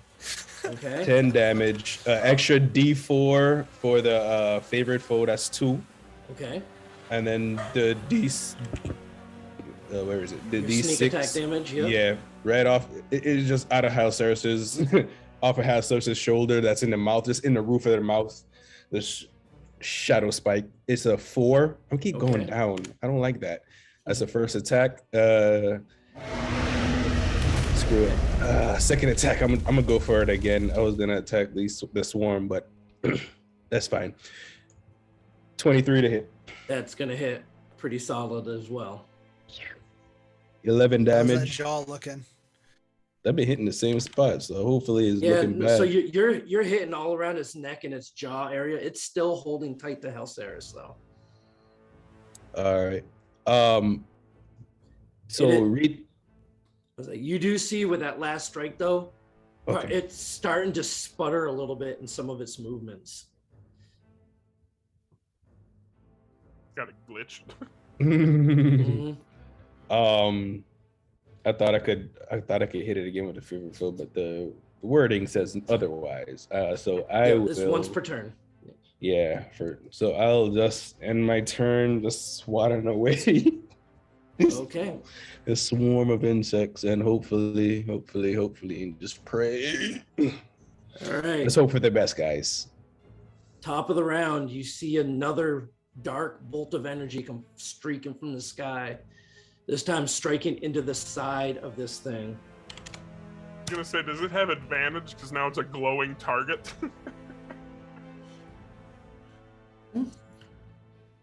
We'll see. It does strike though, taking another little chunk out of the side of this thing, as it is not looking too good anymore. All right, Steel, you are up.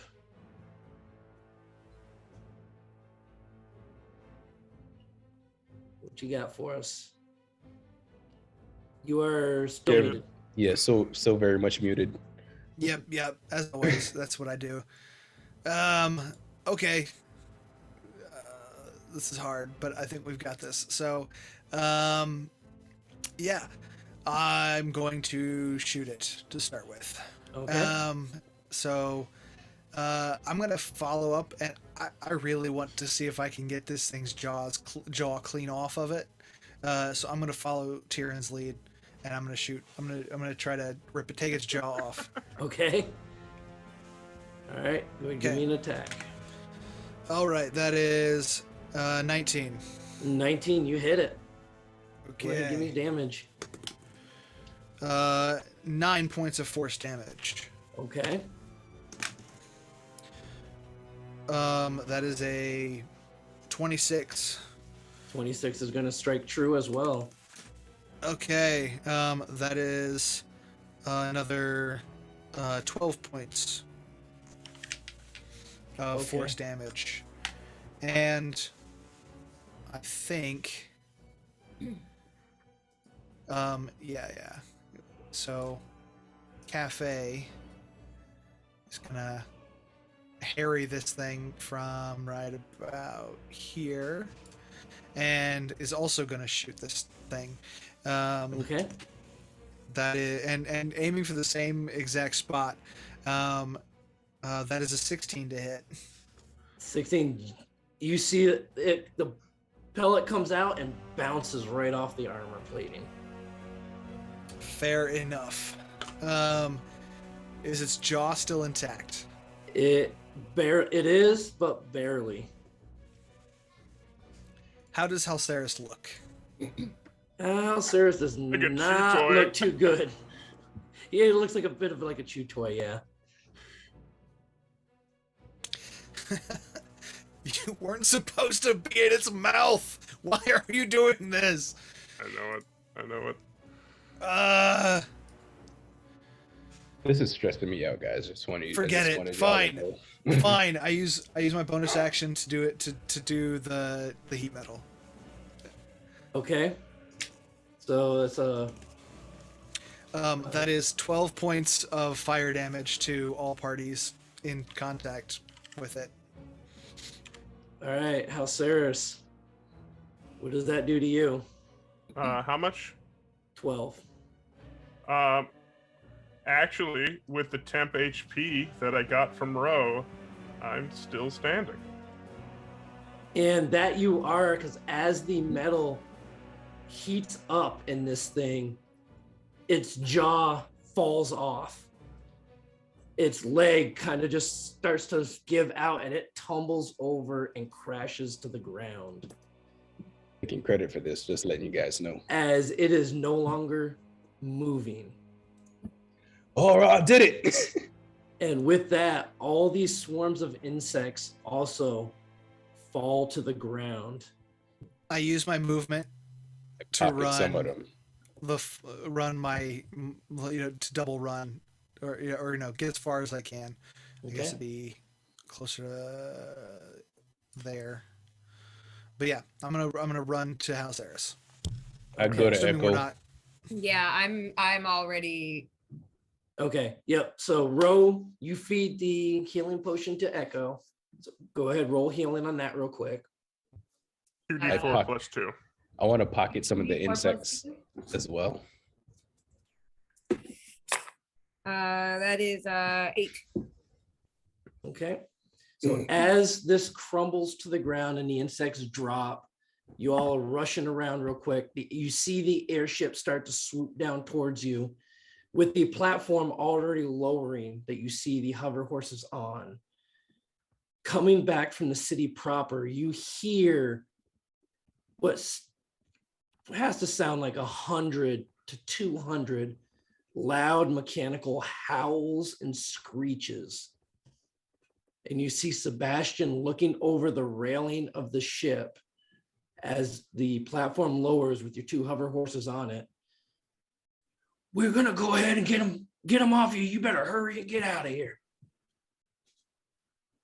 And that is where we're gonna pick up as soon as we come back from a short break.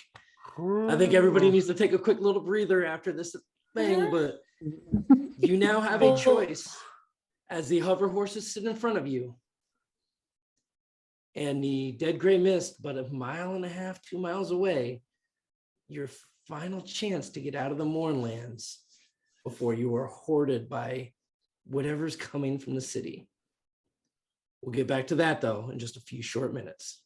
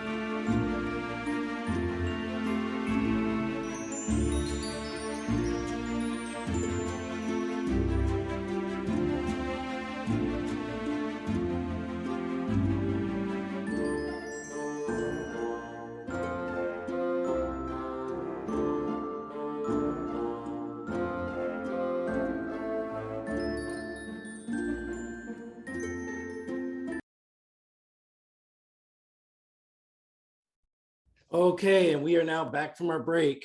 When we left off, our crew had actually taken care of the Mechasaurus Rex that was attacking them. And they hear these loud mechanical roars and screeches from the city behind them as the airship has lowered its platform with their 2 hover horses. And the Captain Sebastian leaned over the side and told them to make a run for the dead gray mist, and they would do their best to try to hold off the attacking creatures from the city. Adventurers, what are you doing? Damn ski dad. Yeah. I find the closest bike and I'm gonna get on. Yeah. Um, I don't know. Yep. I'll Yeah, follow. to- I Okay. will follow after Steel, but what I'd like to do is, as I'm running, grab the rope out of my pack Okay. and hand part of it to Steel. Say, tie it off to the back of yours, and then I will tie it off to part of the front of our hover horse because I'm going Okay. with rope. Okay, so as who we're- is okay, go ahead.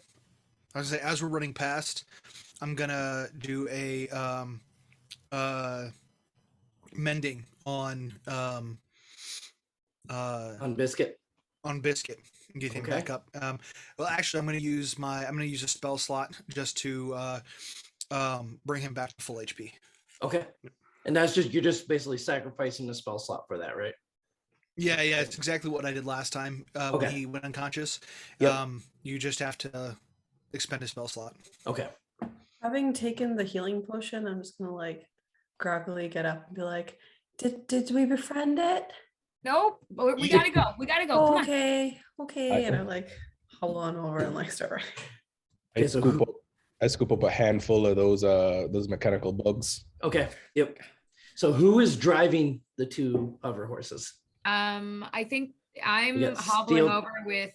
Yeah, I'm hobbling Oh. over with Echo. So I think Taryn will. I'll drive. Okay. And so me and Echo can either hop on.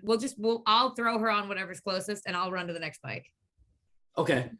So we will have Steel, Biscuit, and Row on one. Then Taryn driving with Halceris and Echo in the other. Yeah, I think so. Okay. All right. So as you jump on the bikes, you start to take off. Steel. Well, actually, everybody go ahead and give me a history check real quick. Okay. This never goes well. Maybe a history. Nice Um, one. 24.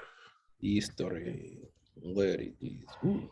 That's 14. why I was looking. Like Natural 20. Yeah. Okay. 14. I only got a 16. Okay. Well, so all of you, those large dark stones with the crackling energy you saw near the ruins, most of you actually recognize those as conductor stones. They are the portion where the lightning rail, the train system of Corvair, actually traveled through. And you kind of guess that the ruins that you saw next to it are the old ruins of an old lightning rail station. So recognizing this, you realize that you may be able to follow these stones through the dead gray mist as a way to help keep you on the path of leaving. Nice. And I'm gonna yell back, masks on, let's go. Okay, you all Rebreathers. take your masks or your rebreathers that you had received for traveling through the mist and you book it towards it. As you start to leave the area, you hear the ballista from the ship taking shots at what you can only guess is targets approaching you. The couple of you that aren't driving, you look back and you do see what looks to be 4 or 5 of those flying machinations bearing down on the ship, as well as several figures within the shadows of the ground on the ground in hot pursuit towards you. Go. You travel out and you approach the wall of the dead gray mist. Who is taking lead? I think us. Yeah. Okay, so Steel has the lead hover horse, and Taryn, you are behind with the rope attached between the 2 horses. Okay. As you plunge into the very familiar dead gray mist from so long ago. I need Steel and Taryn, each of you to go ahead and give me survival checks with advantage as you are following the conductor stones as well as the rope attached between the two.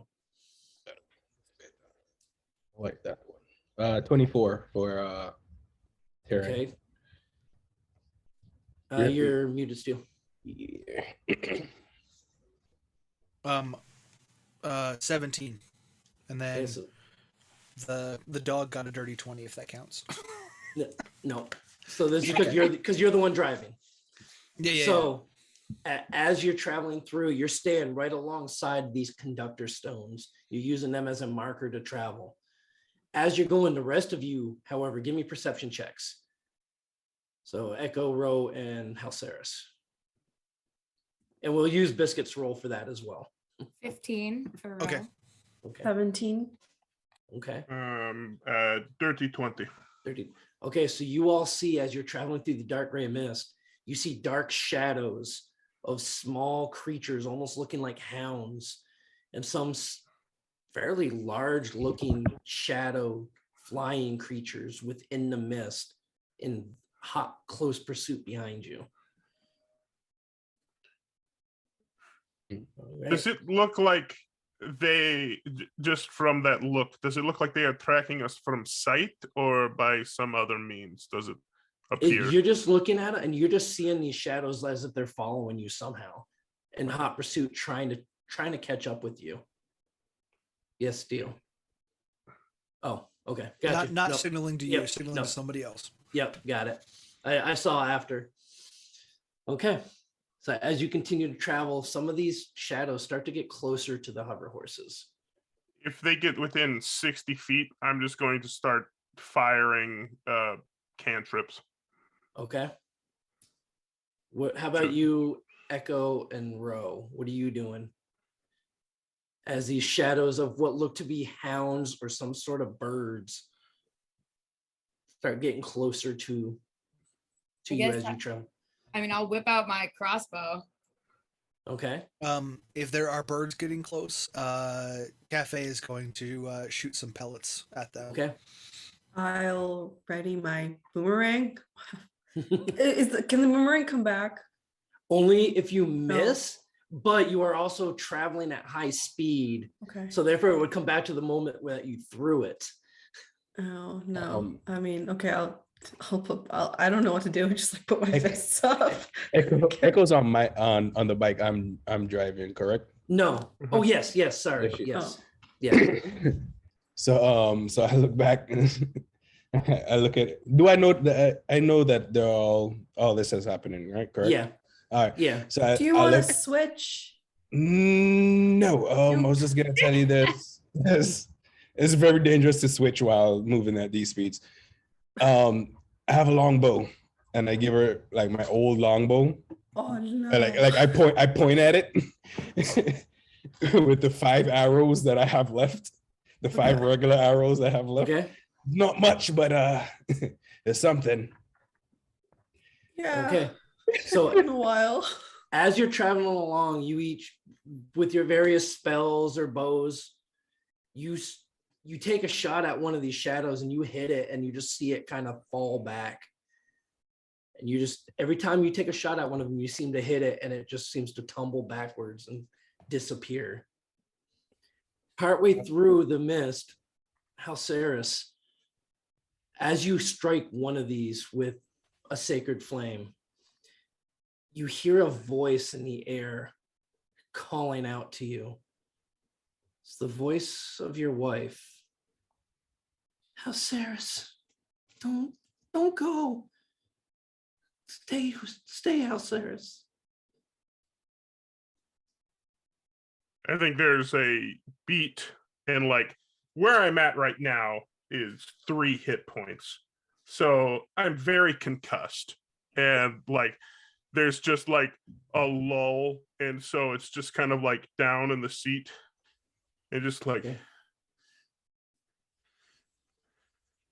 get us the hell out of this place. Tell to Taryn. Okay. Traveling a little further through Steel, you start to hear the sound of children, hobgoblin children, mocking you. Very familiar voices from your childhood. Piss off.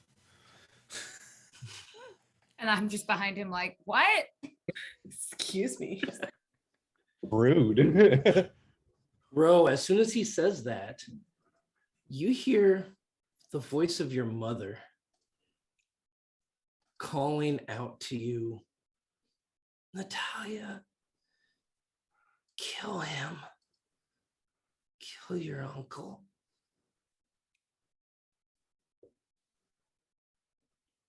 Okay, we gotta go. We We really gotta go. We are going. This is all Trevor, happening as you're shooting these shadows through the air. You're driving along. Can we try to push it faster? So right at this point, you are pushing the hover horses to the fastest capability they can go. Okay. Throttle is open. Yep. Echo, as you shoot one of these hounds, you hear what sounds like the screams and screeching of Clawfoot and halflings, as if they're screeching and yelling out in pain. You're not real. You're not real. They're not real, right? Or like asked Tyrion. It can't be real. What? Can we hear are each of us hearing our own individual, or You're do we each, hear yeah, other people's? you are only hearing your individual sounds here.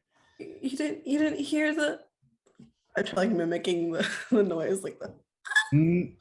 So No. So Taryn, as she says that, you listen out and you hear the voice of what sounds like a small girl saying, Daddy, where are you, Daddy? I'm in the Mournlands. What's that? Who are you? We're in the Mournlands. You hear that? I'll turn back to Echo. Yeah. What's going on? Taryn, I need you to go ahead and give me another survival check real quick, please. Bro. Do I have advantage with this one as well? No, you do not. Great. Chicken wings, apples, and bologna. I got an 8. Okay. So with the 8, as you kind of turn around a little bit while you're driving, you veer off just a little bit and you strike one of the conductor stones with the hover horse and it jumps up. Who's on your hover horse again? Taryn, and or Halceras. Echo and Halceras. I need each of you to give me a dexterity saving throw, please. Bro.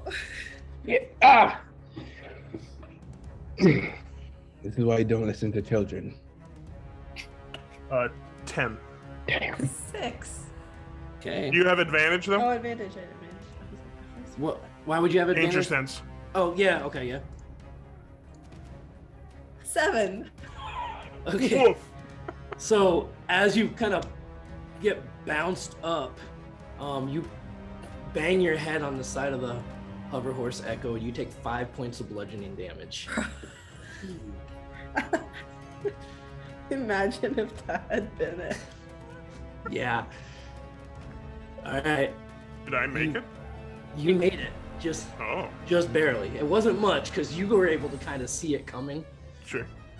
Hey, yo, this is why. Oh, I'm sorry. Go ahead. No, after that, yeah, I smack you into concentrate. Don't hit the driver. What?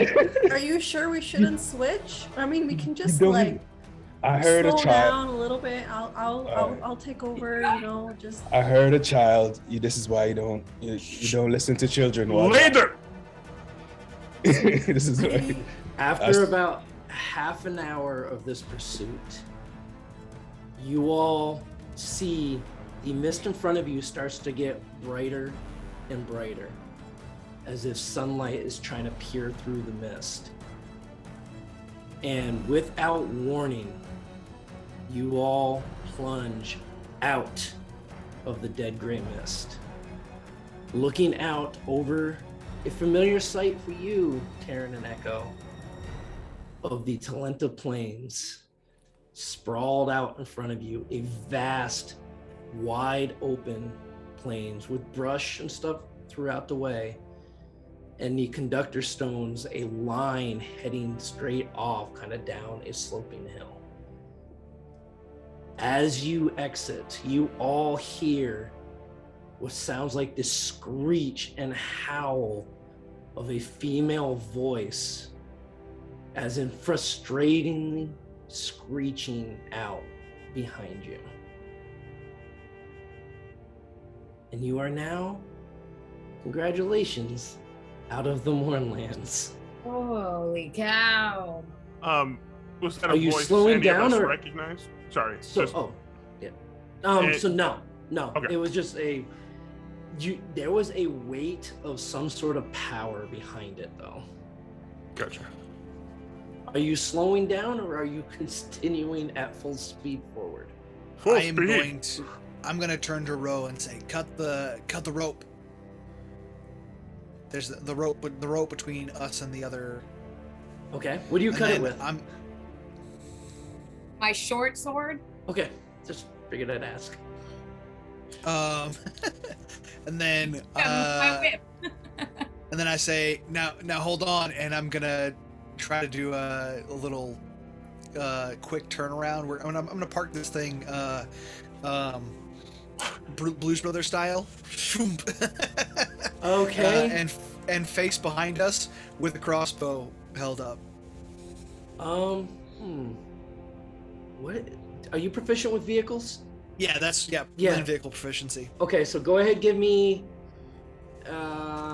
what would it be? Dexterity check with your Yeah, proficiency bonus? Yeah. That'd be a 19. Okay. So Taryn, you see Steel in front of you just do this 180 spin and almost skid to a stop when he raising up his crossbow towards the dead gray mist. Darren, seeing this maneuver, so, I could do that. And You crashed once, just to remind you. I do the Two same. ICU patients. So I are do you it. proficient with land vehicles? No, I'm not. Give me a straight dexterity check. Straight dexterity check. Yep. Not saving throw, just to make sure. Yep. All right. 5. Halceris, Echo, and Taryn. I need all three of you to give me dexterity saving throws. As you go to spin this hover horse around, catch a rock, and it flips twice. See, this That is would this. still be advantage for Echo, right? Yeah. I'm Yes. just trying to Echo just lands on her feet. Just lands.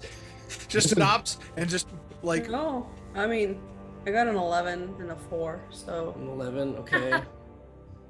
You see, this is what I get. This is what happens when you get all your good rolls on attacks in a Okay. fight. Because I got a 9. Okay, so Taryn, you got a 9. Halceris, A dirty 20. a dirty 20. Okay, old Okay. man. So, as this goes to flip over twice, Halceris, you're able to slip out of the sidecar and almost plant both feet and come to a sliding stop. Very action movie-esque. What Echo and happened is, Taryn, however, you each bump your heads on the rolls and you take 1 point of bludgeoning damage. the problem is we Despair, got caught up. We got caught up with the whole Talenta Plains and being, a familiar place. I was Yeah. like, yeah. I saw Steel do the maneuver a little too late. I was looking out to the outstretched line, like, oh, and I tried to do it and it did not work. Nope. So, No, not at all. as you see the other hover horse roll over, Steel, Roe, and Biscuit, you all looking back at the dead gray mist, and you see the shadows of the whatever creatures were chasing you seem to come to a stop at the edge of the mist and turn around and fade back off into the mist. as soon as I see a couple of shadows appear, I'm gonna start shooting into the mist. Okay, you take your Just shots taking and pot them, shots. Yeah, I'm yeah, just and taking pot shots. you're hitting them as you take these shots, and they're just kind of, you see them just kind of vanish. I crawl out off the hover horse and just like fire an arrow, but it goes like halfway and just lands. Ah. Oh. I sprint to Echo to like either probably help pull her out of the wreckage of the hover horse, or but then it's like, do I take damage when I fall into this? So you took 1 point of bludgeoning damage. Oh, great. Yeah. So just like, yeah. So I mean, You're good, kid. Really? it wasn't a very high roll on the damage die. yeah, I go into full like EMT style. Like I check, and I think I don't think about it at first, but I put a hand on and cast Cure Wounds. And then I don't have to make a save. You Do I? not. And like I don't think that hits me, and then it's like thank the sovereign. What is- And Cafe 12, lands on your 12 shoulder. healing. Cafe lands on your 12 shoulder. healing. And you get 10 points of healing. Oh my god. Bless. Now that the Really adrenaline quickly. has, oh yep. Oh, really quickly. So as this is happening, I'm like, do you guys smell that? Well, that's actually what I'm about to. Oh, really? I need everybody to go ahead and give me a Constitution saving throw, please. What? The hell? Ooh, Why? Booted. What? 22. Okay. What is happening? 11. 11. 10. Okay. Constitution. Yep. Oh, 21. I do these apparently. Okay. Does it So- matter that I have my mask still on? No. Okay. So Steel and Echo, you both are perfectly fine. But everybody else, as you take your first deep breath of this fresh, clean air for the first time, and you know, who knows how long, you just start choking on the air itself. Each of you takes 1 point of exhaustion. Oh my god. Well, I We- was we're- gonna be like turn to Steel and be like, Dying "You smell from that? We're from home." fresh Well, air. And you all know how it is when you finally get to an area with that real fresh, clean air. That first, you take that first deep breath in, it's everything that was in your lungs just It's that- starts. It's Yeah. that oxygen bar high. Yep. Yep. And you guys have had a long day. Hell yeah. I take a nap. I'll take a nap right here. I don't, Hey, no, we're not. Hey, Echo, you want to drive? I don't think Darren's up for it. I told him from the start. Yeah, we'll do it. Actually, I'd take a beat. Sorry. Go ahead. I take a beat after Echo is up and after I'm coughing. I'm at the wreckage.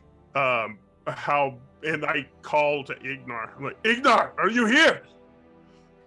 As you call out to Ignar, you see the flames brighten up from both bikes, and they kind of leave both bikes and coalesce back into a single fire elemental standing in front of you. When he comes out, I say, Iggy man, I'm sorry. I'm not gonna do that again. I apologize. He pays no That's- attention to you, Taryn. And he never does. He never does. I'm just putting it out there, in the world. I apologize. He didn't accept it. That's fine. He doesn't have to. Well, he also doesn't speak common. That is true. How's Sarah? It's not my fault. Tell him I'm sorry. I'm not gonna do that again. Whoo! Drive? Yeah. No, you're not. No. Ignar, Not gonna try are you the okay? tricks.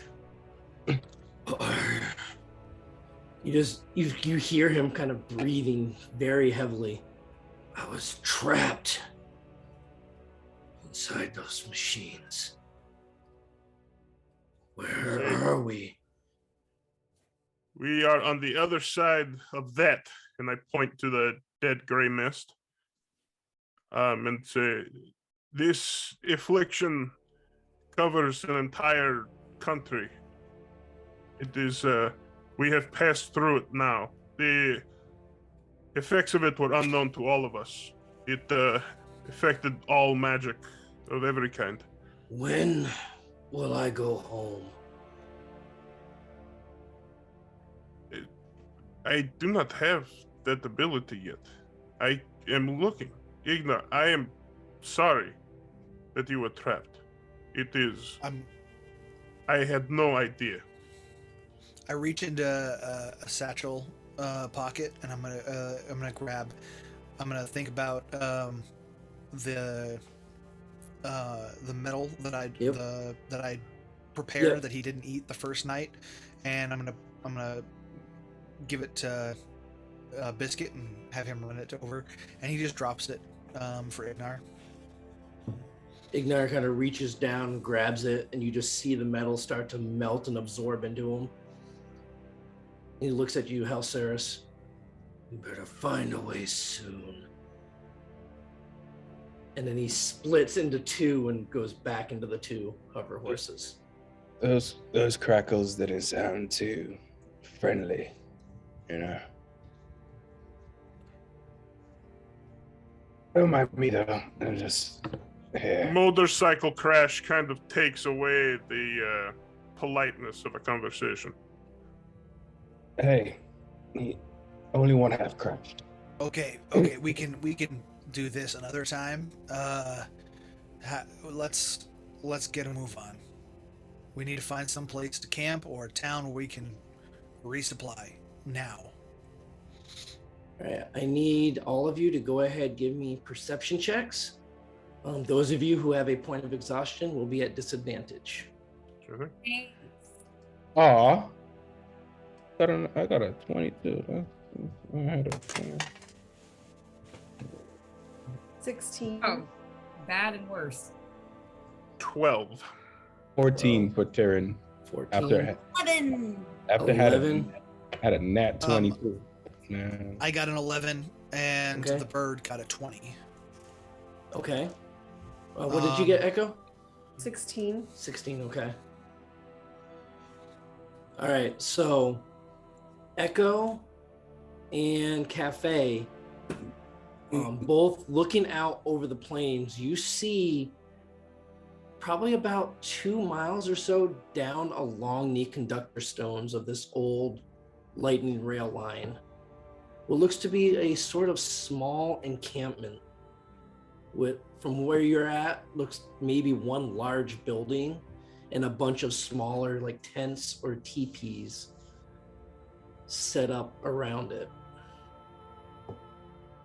Cafe also notices off in the distance, probably about 1.5 miles or so to the south, he sees a small roving band of what looks like clawfoot, almost as if they're patrolling up and down along the Dead Gray Mist.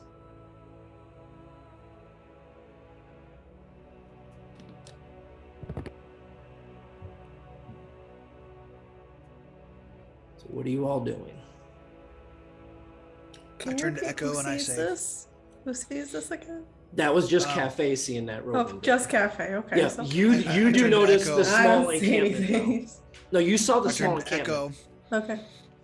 I go, hey, Hmm. check it out, and I'm gonna point at the ridge where Cafe sees those little dinosaur-shaped shadows. You see them? What do you say we find camp and then we'll go check for them tomorrow?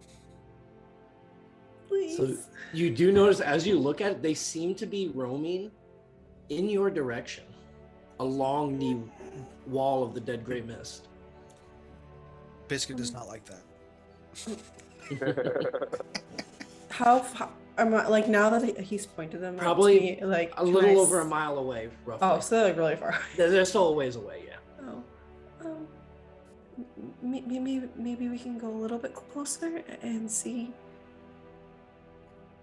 Biscuit is trying to tell you something, Steel. Oh my Yeah, God. biscuit needs something. Maybe more adventure can wait for after we have rested. Yeah, I mean, I'm pretty.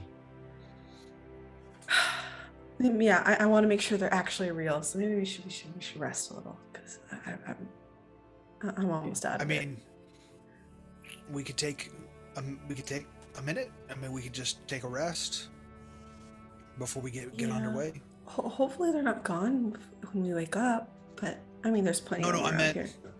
I mean, they're not that far away. They're coming this direction. They'll be here in what, 20 minutes, maybe? Give or take, roughly. You think so? Yeah. Depending on how fast they run. I Are they would running also or are they just just like walking? Yeah. At this point, because with them talking, you all notice this small band moving slowly towards you along the wall of the mist. and I to reiterate, maybe 60 feet from the mist. Like we're right there. We did the brake slide right outside Chernobyl. So Yeah. maybe we could go a little bit further. So Yeah, are somebody you didn't like being a plant very much, did you? okay? So are you moving forward along the conductor stones, or are you staying put to take a small rest, or what? Let's just another 5 minutes away from the mist, and then we can take a short rest. Yes, just so we're not literally right here. How long would it take us to get to that town? So it's only about looks to be a little over a mile and a half ish, maybe. So like Maybe like 20 minutes to get there. No, If we're going 'cause- 30 miles, how fast do we go on these bikes? So it was 5 miles an hour. Okay. So probably, well, maybe about 20 minutes or so. Yeah, to get to the small Okay. encampment. Wait, So- we can short rest in the sidecars, right? Only if you are not driving. If you're not the driver. Right. I'm just like this Yep. against Steel's Yeah. back.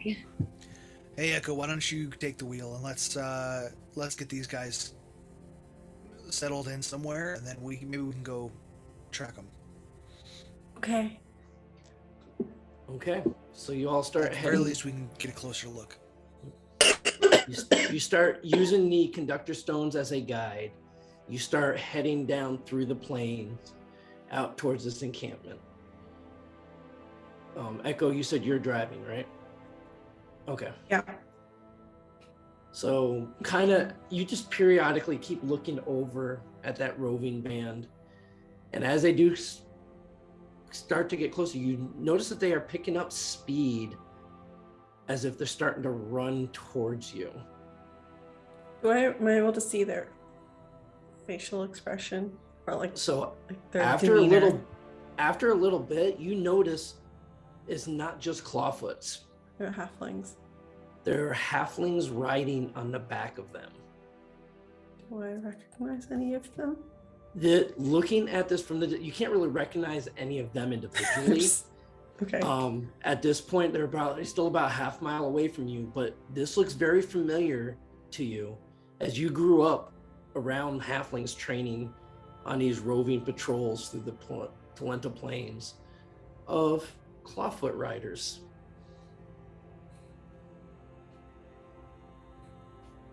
Yeah.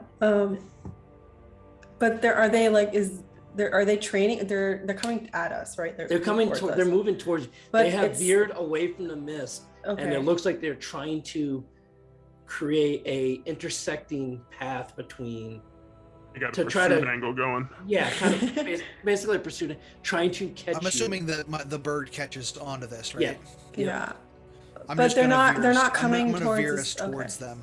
Yeah. So I was gonna go towards them as well, but I was like, they're not coming at us in an aggressive manner. They're just kind of. So That's you what I do, wanted to push. as they start to get closer, you do notice one of them's got who seems to be out in front is waving his hand like Start this, waving back. just kind of waving Okay, I'm at coming. you, I'm coming. I'm coming. They're like, basically trying to get your attention. We're coming. Like start to like go towards. Once they them. get within earshot, I'm gonna say, who goes there?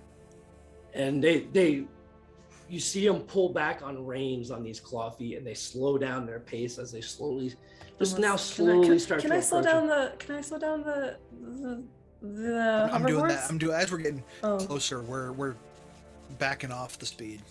Okay. So as they approach, you see now what looks to be a patrol of about 12 halflings, all riding a clawfoot. Each of them have spear-like weapons kind of strapped to the side of the clawfoot and a shield on the other side. And they slowly, the one that seemed to be in the lead in front of them just signals to the rest of them to stop, and he slowly starts walking towards you. And he just kind of peers around the head of the clawfoot. Oi! Who you all be? Hi. Hey, y'all just came out of the mist? Yeah, we finally made it out. We, Oh. we- How long y'all been in there? I don't know. Weeks, Too long. probably. Yeah. 7 years. 7 years. What? What's the date today? It's, Hey boy, what day is it today? and you see him just kind of looking around. They did it all in one night. He looks back. He's like, out here we don't keep track of the days.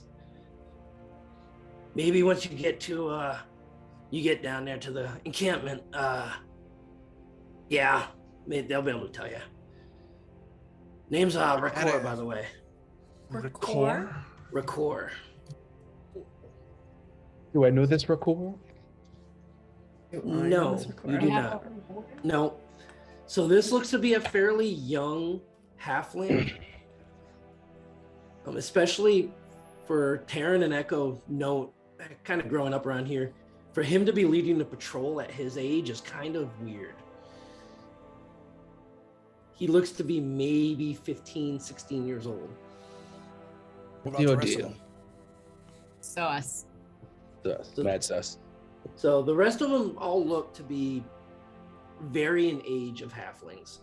Some older, some about his age, some mid ages. So, what's your deal?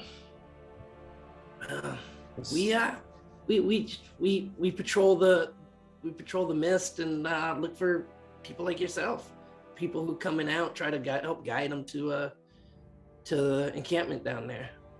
All right, but why are you in charge? Because this is my troop. Aren't you like eight? What our friend here seems to mean is, we appreciate the help, but we're doing all right. We're gonna head down to the encampment. You guys want to stop by and we can pick your brains a little bit? Well, no, we gotta keep going. We just wanted to make sure that you weren't going to some of those bad machines that come out every once in a while. We just want to make sure. We fought a few of those. Yeah, it's a couple. Oh. Yeah. They're becoming a big nuisance lately. So we're so we gotta go. We just want to make sure Wait, you're okay. Before you go, Okay. Yes. I'm gonna get off the hover horse. Can I just say hi to the clawfoot? It's Yeah. Sure.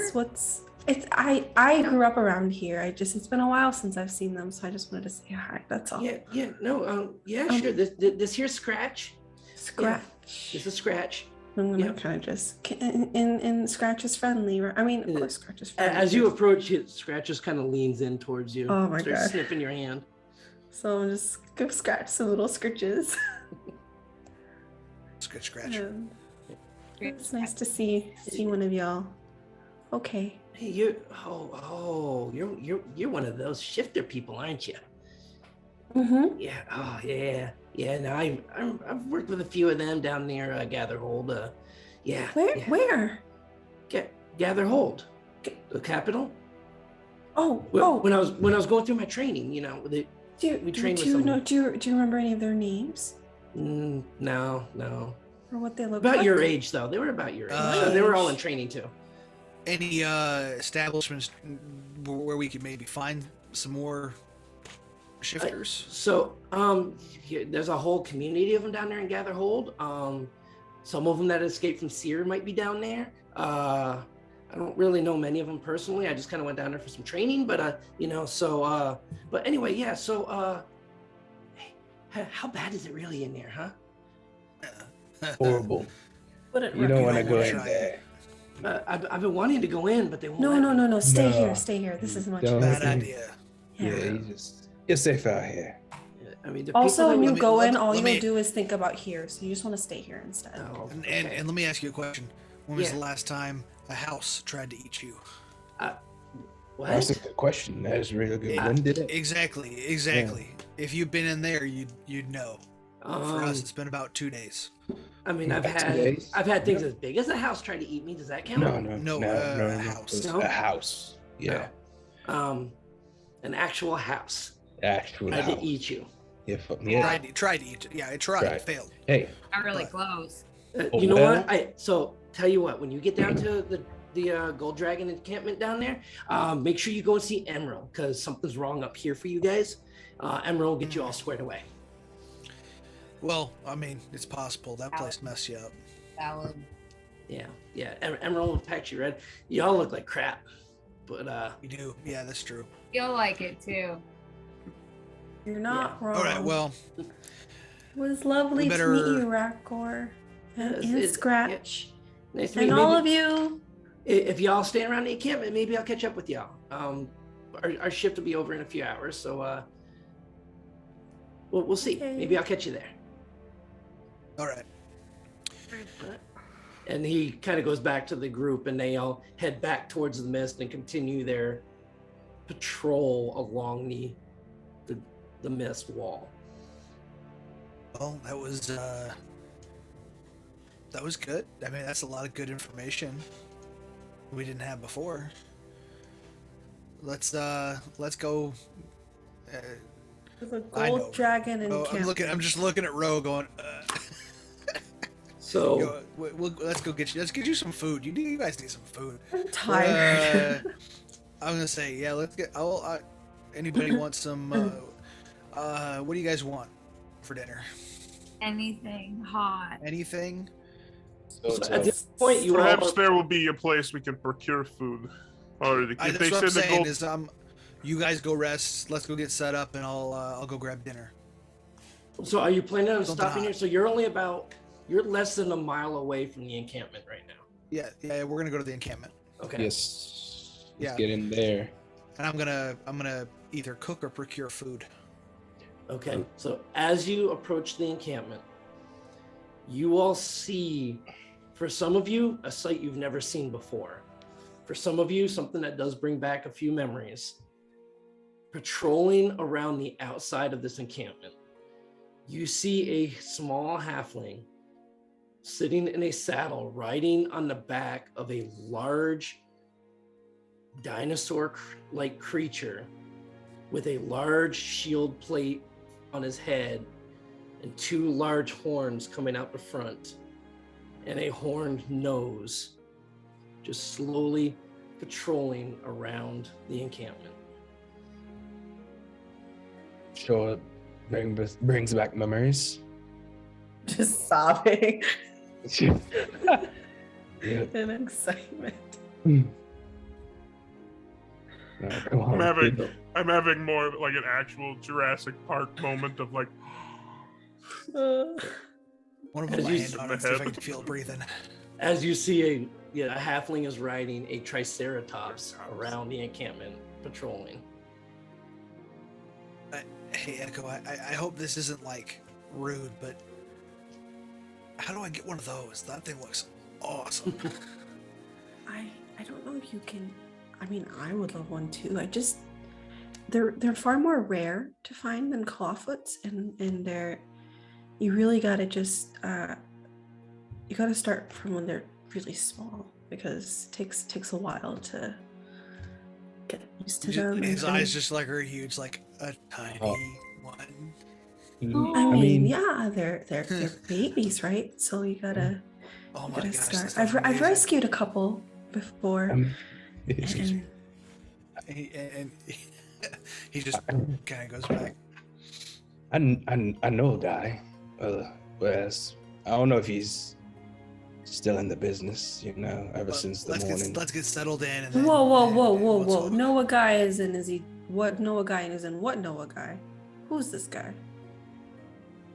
Who's this guy? A guy.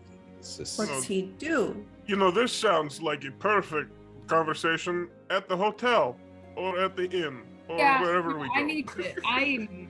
Does this place have an inn? Like, based on the look of it, is there an inn? So as you're getting closer, you look and you see a large 2-story building that looks like it had been hastily erected. And surrounding that, you see numerous tents and teepees set up around this encampment, as well as a couple pens that have been put together to house clawfoot. And you also see another one of those large triceratopses kind of laying on its side, sleeping. But that one large building is the only building that you see within this encampment. Is there any sign or any notification of what that building is? So looking at the structure of the building, you don't see any signs or anything on it, but you do see a chimney with some smoke coming out, and you can smell on the air now what smells like roasted meat. And you see a platform that looks like it may have been set up to allow people to board or come off of a lightning rail train. Let's go. Let's go get inside. All right. So, as you approach, you see a couple people, which all look like, the majority of the people here, from what you see, all look like halflings, all dressed in very tribal looking armor. Some of them just some regular casual clothing, kind of meandering about, joking around, talking. Some of them going into and out of this building. As you pull your bikes up, they don't seem to pay you much mind. So you all park your bikes next to the building. You approach the front door. And as you open it, a waft of warm air filled with the smell of bread, meat, and ale washes over you.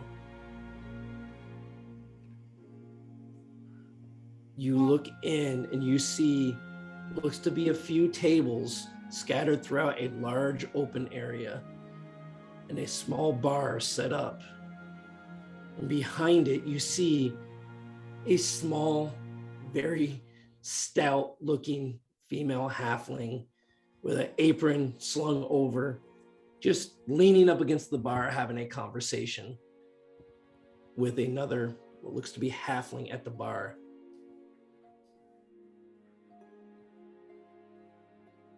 No music playing, but okay. Just standing there. Oh, sorry. She stops and looks at you, steals you. Oh my. Hi. Hey. She kind of looks past you too and sees everybody. You see her quickly just start straightening out her apron. Oh my, I didn't know we had some new people coming. Hey, yeah. So hey, did y'all just come out of the mist? Uh-huh.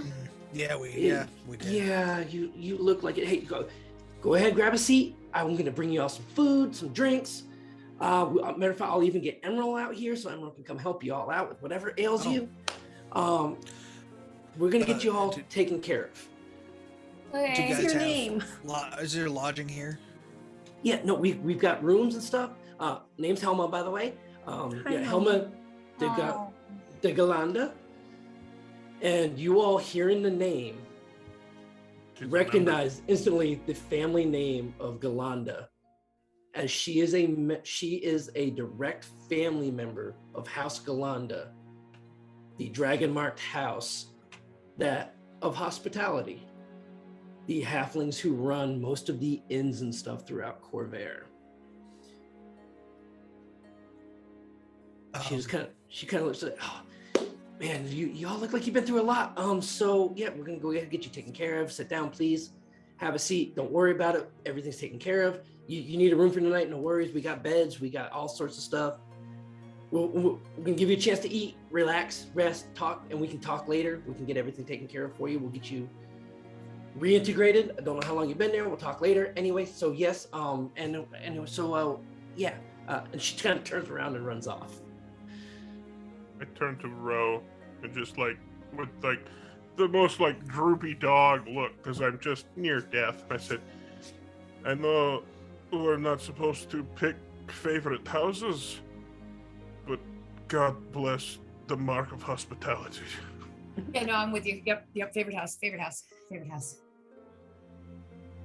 I pull up a seat and just like I think I sit there, hands in, and just kind of look at my hands and how bloody they are, and just rub my hands through my hair and cast another cure wounds into my own self. It's just. I look at Steele and Echo and said, so which one of you has the book?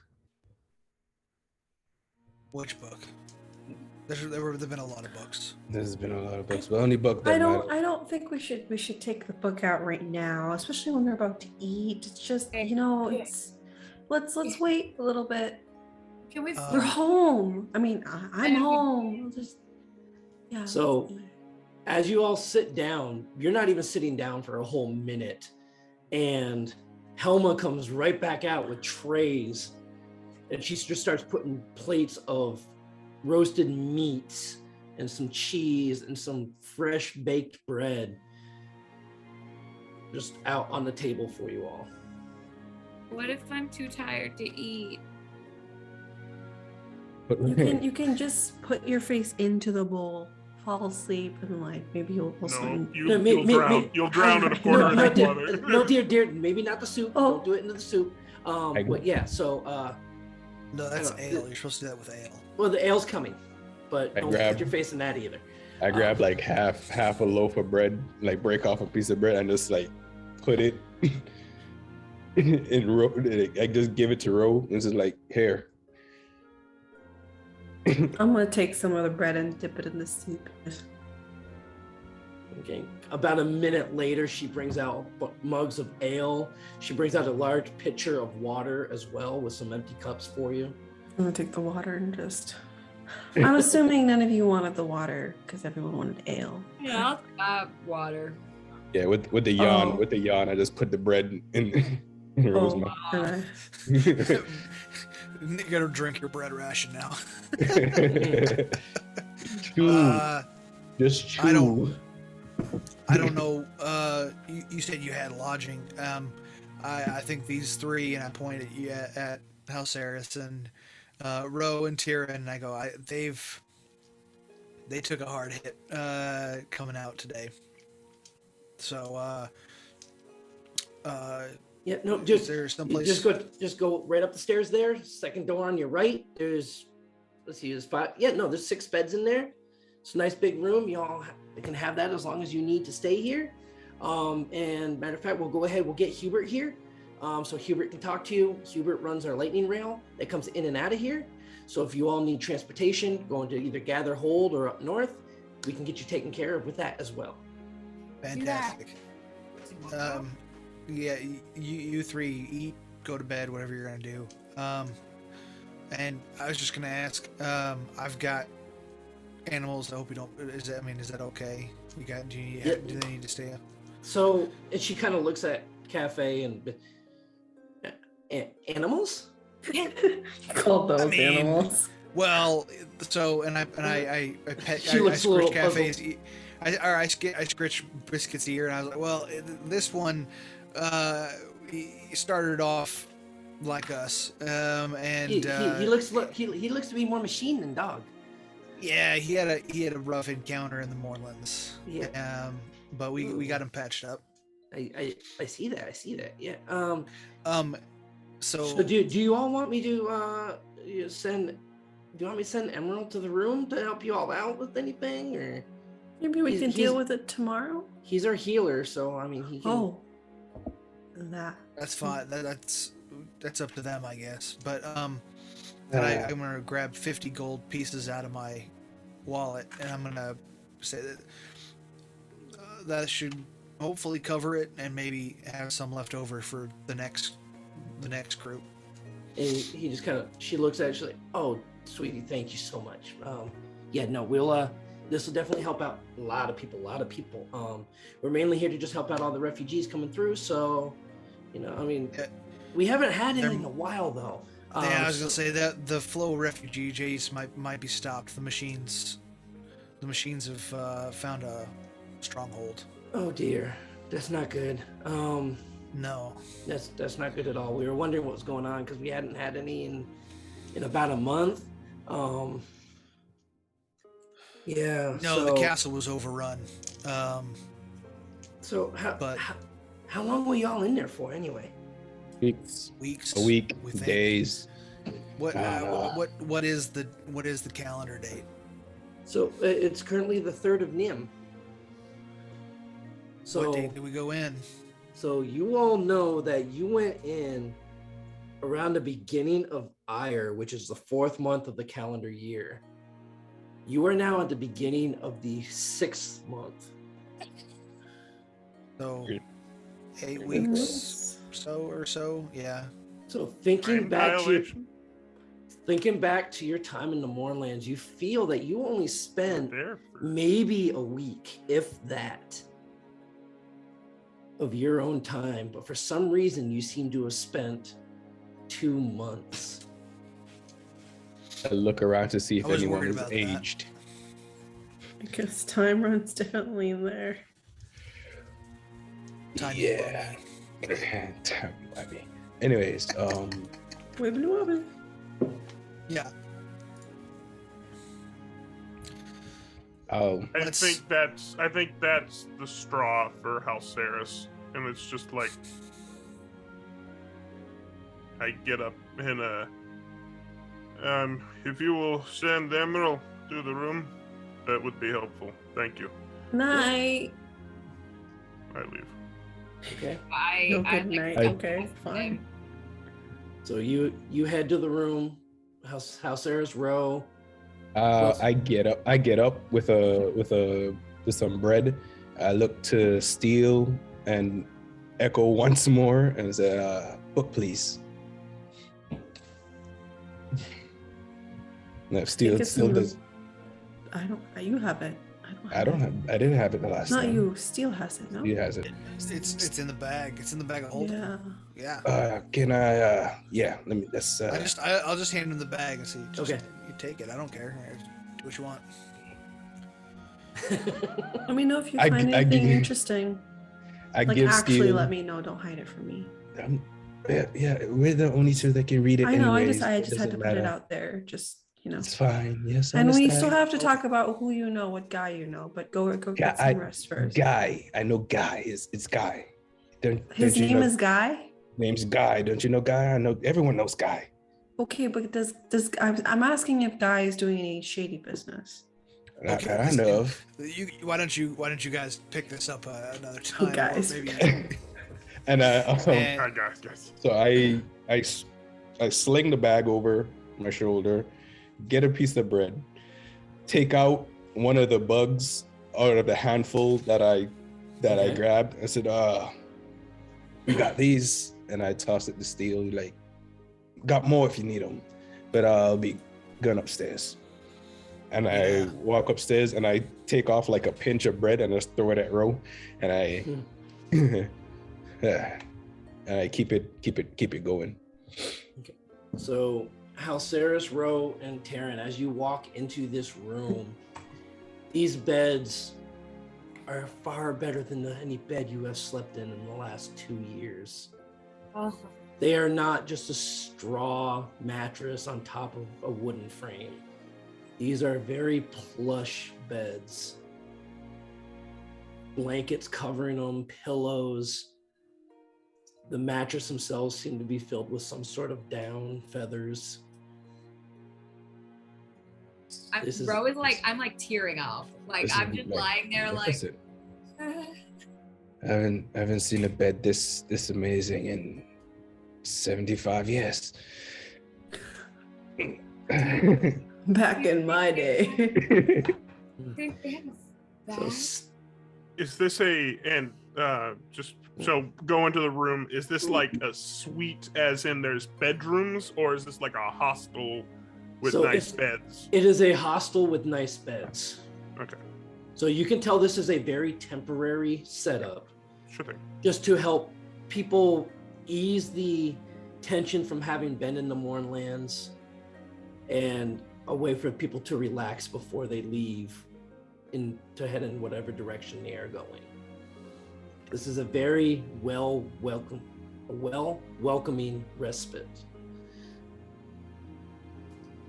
So while the three of you get settled into the beds or begin to read your book, Echo and Steel, what are you two doing? I'm tempted to go to bed as well, but I kind of wanted to say hi to the Triceratops outside. But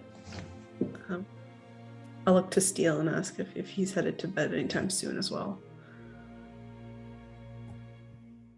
You're muted. You mean No, I don't think so. I've got some things I need to handle, I think. Is everything okay? Yeah, I mean we're out of the Mournlands, right? So that's what matters. We're through it. Finally. And I turned to the proprietor, and you said somebody was managed the rail system here. no, Hubert should be along here shortly. I sent message to him. I think he's out helping take care of the clawfoot or something right now. He likes to go hang out there with them. That's fine. That's fine. I'll catch up with Hubert tomorrow or later this evening, I guess, depending on what happens. But Okay. we've got mounts outside that I need to tend to, so I'm gonna go do that. And thank you again for being here. Oh, no, absolutely. We needed it. It is so glad to see. It is so happy. It makes me very happy to see people coming back out of the Mournlands again. We got so worried when we haven't seen any people. DM, what time is it when we got out of the Mournlands? So it is actually very early morning, it seems like. Okay. So when you came out, the sun was almost straight in front of you, as if it had just rose up over the horizon. Okay. Then maybe not sleep just yet, but yeah, okay. I go out to the hover horses, and I'm gonna do a little tinkering. Okay. I'm gonna try to emulate Halceris again, and I'm gonna try to tell Ignar. I don't know if these people would be super comfortable with this, with having a fire elemental here, but I put a few more ingots down by the hover horses. I'm like, just try to convince him to stay out of sight. Go ahead, give me persuasion with disadvantage, because you still don't quite have the grasp of the language yet. Yeah. That's a 15 with disadvantage. Okay. It's not. So as you kind of place the ingots down in between the two bikes, you see the flames almost kind of reach out from under the bikes, grab it, and pull the ingots in under the bikes. As if he may have understood what you were saying. While you're there doing that, I'm gonna start tinkering on the bikes, just repairs. Okay. One of them definitely needs a cosmetics. lot of repairs. After it had taken a couple tumbles. Mm-hmm. Yep. So as he's gone to help tinker with this, I'm just gonna put a hand on his shoulder and say, I know we didn't get a chance to talk after we saw Azrir and everything going on. Kind of just, it's been nonstop since. But I'm just glad that we have you in our group, and I know that whatever's going on with Tyrion and I, like, we wouldn't be able to figure it out if it wasn't for you. So, thanks. And then I'm gonna go walk off towards the Triceratops. All right. And as you walk off away from Steel towards the Triceratops, after what is a very touching moment between you and Steel, that is where we're going to go ahead and end the episode for this evening. As you all have finally found a moment of respite after your voyage through the cursed Mournlands. And with that, congratulations, you are now level 7. What? No way. Yes. Your adventure through the Mournlands has caused you to gain a bit more insight and knowledge into who you are. And Ro, as you start to rest, the back of your right hand just starts to burn. So, with that, what did you all think? Man, that was like a post-credit teaser. Oh man, It was. that's awesome. It was. Oh man, excitement. Gotta hand it to you.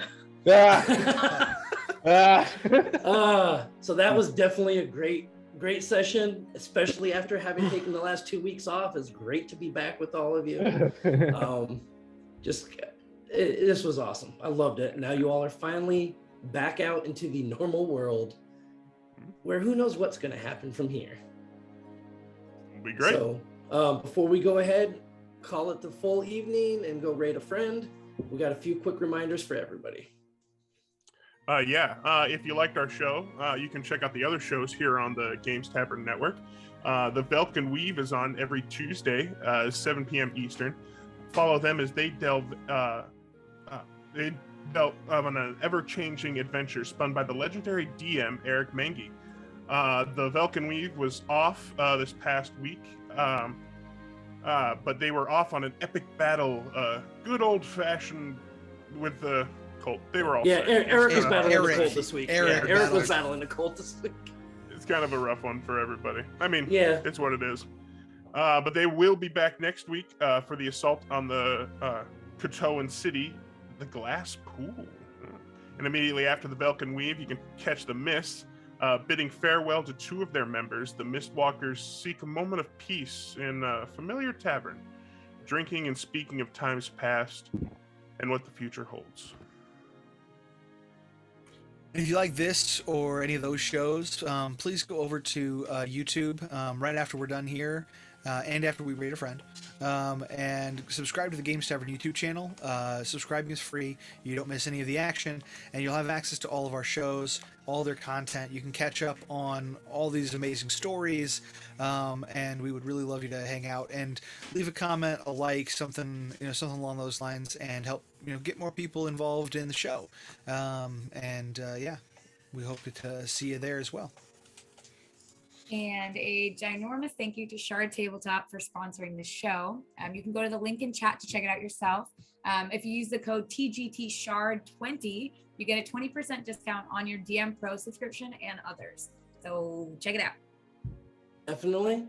And with that, hope to see you all here joining us next week. Stay dirty, everyone.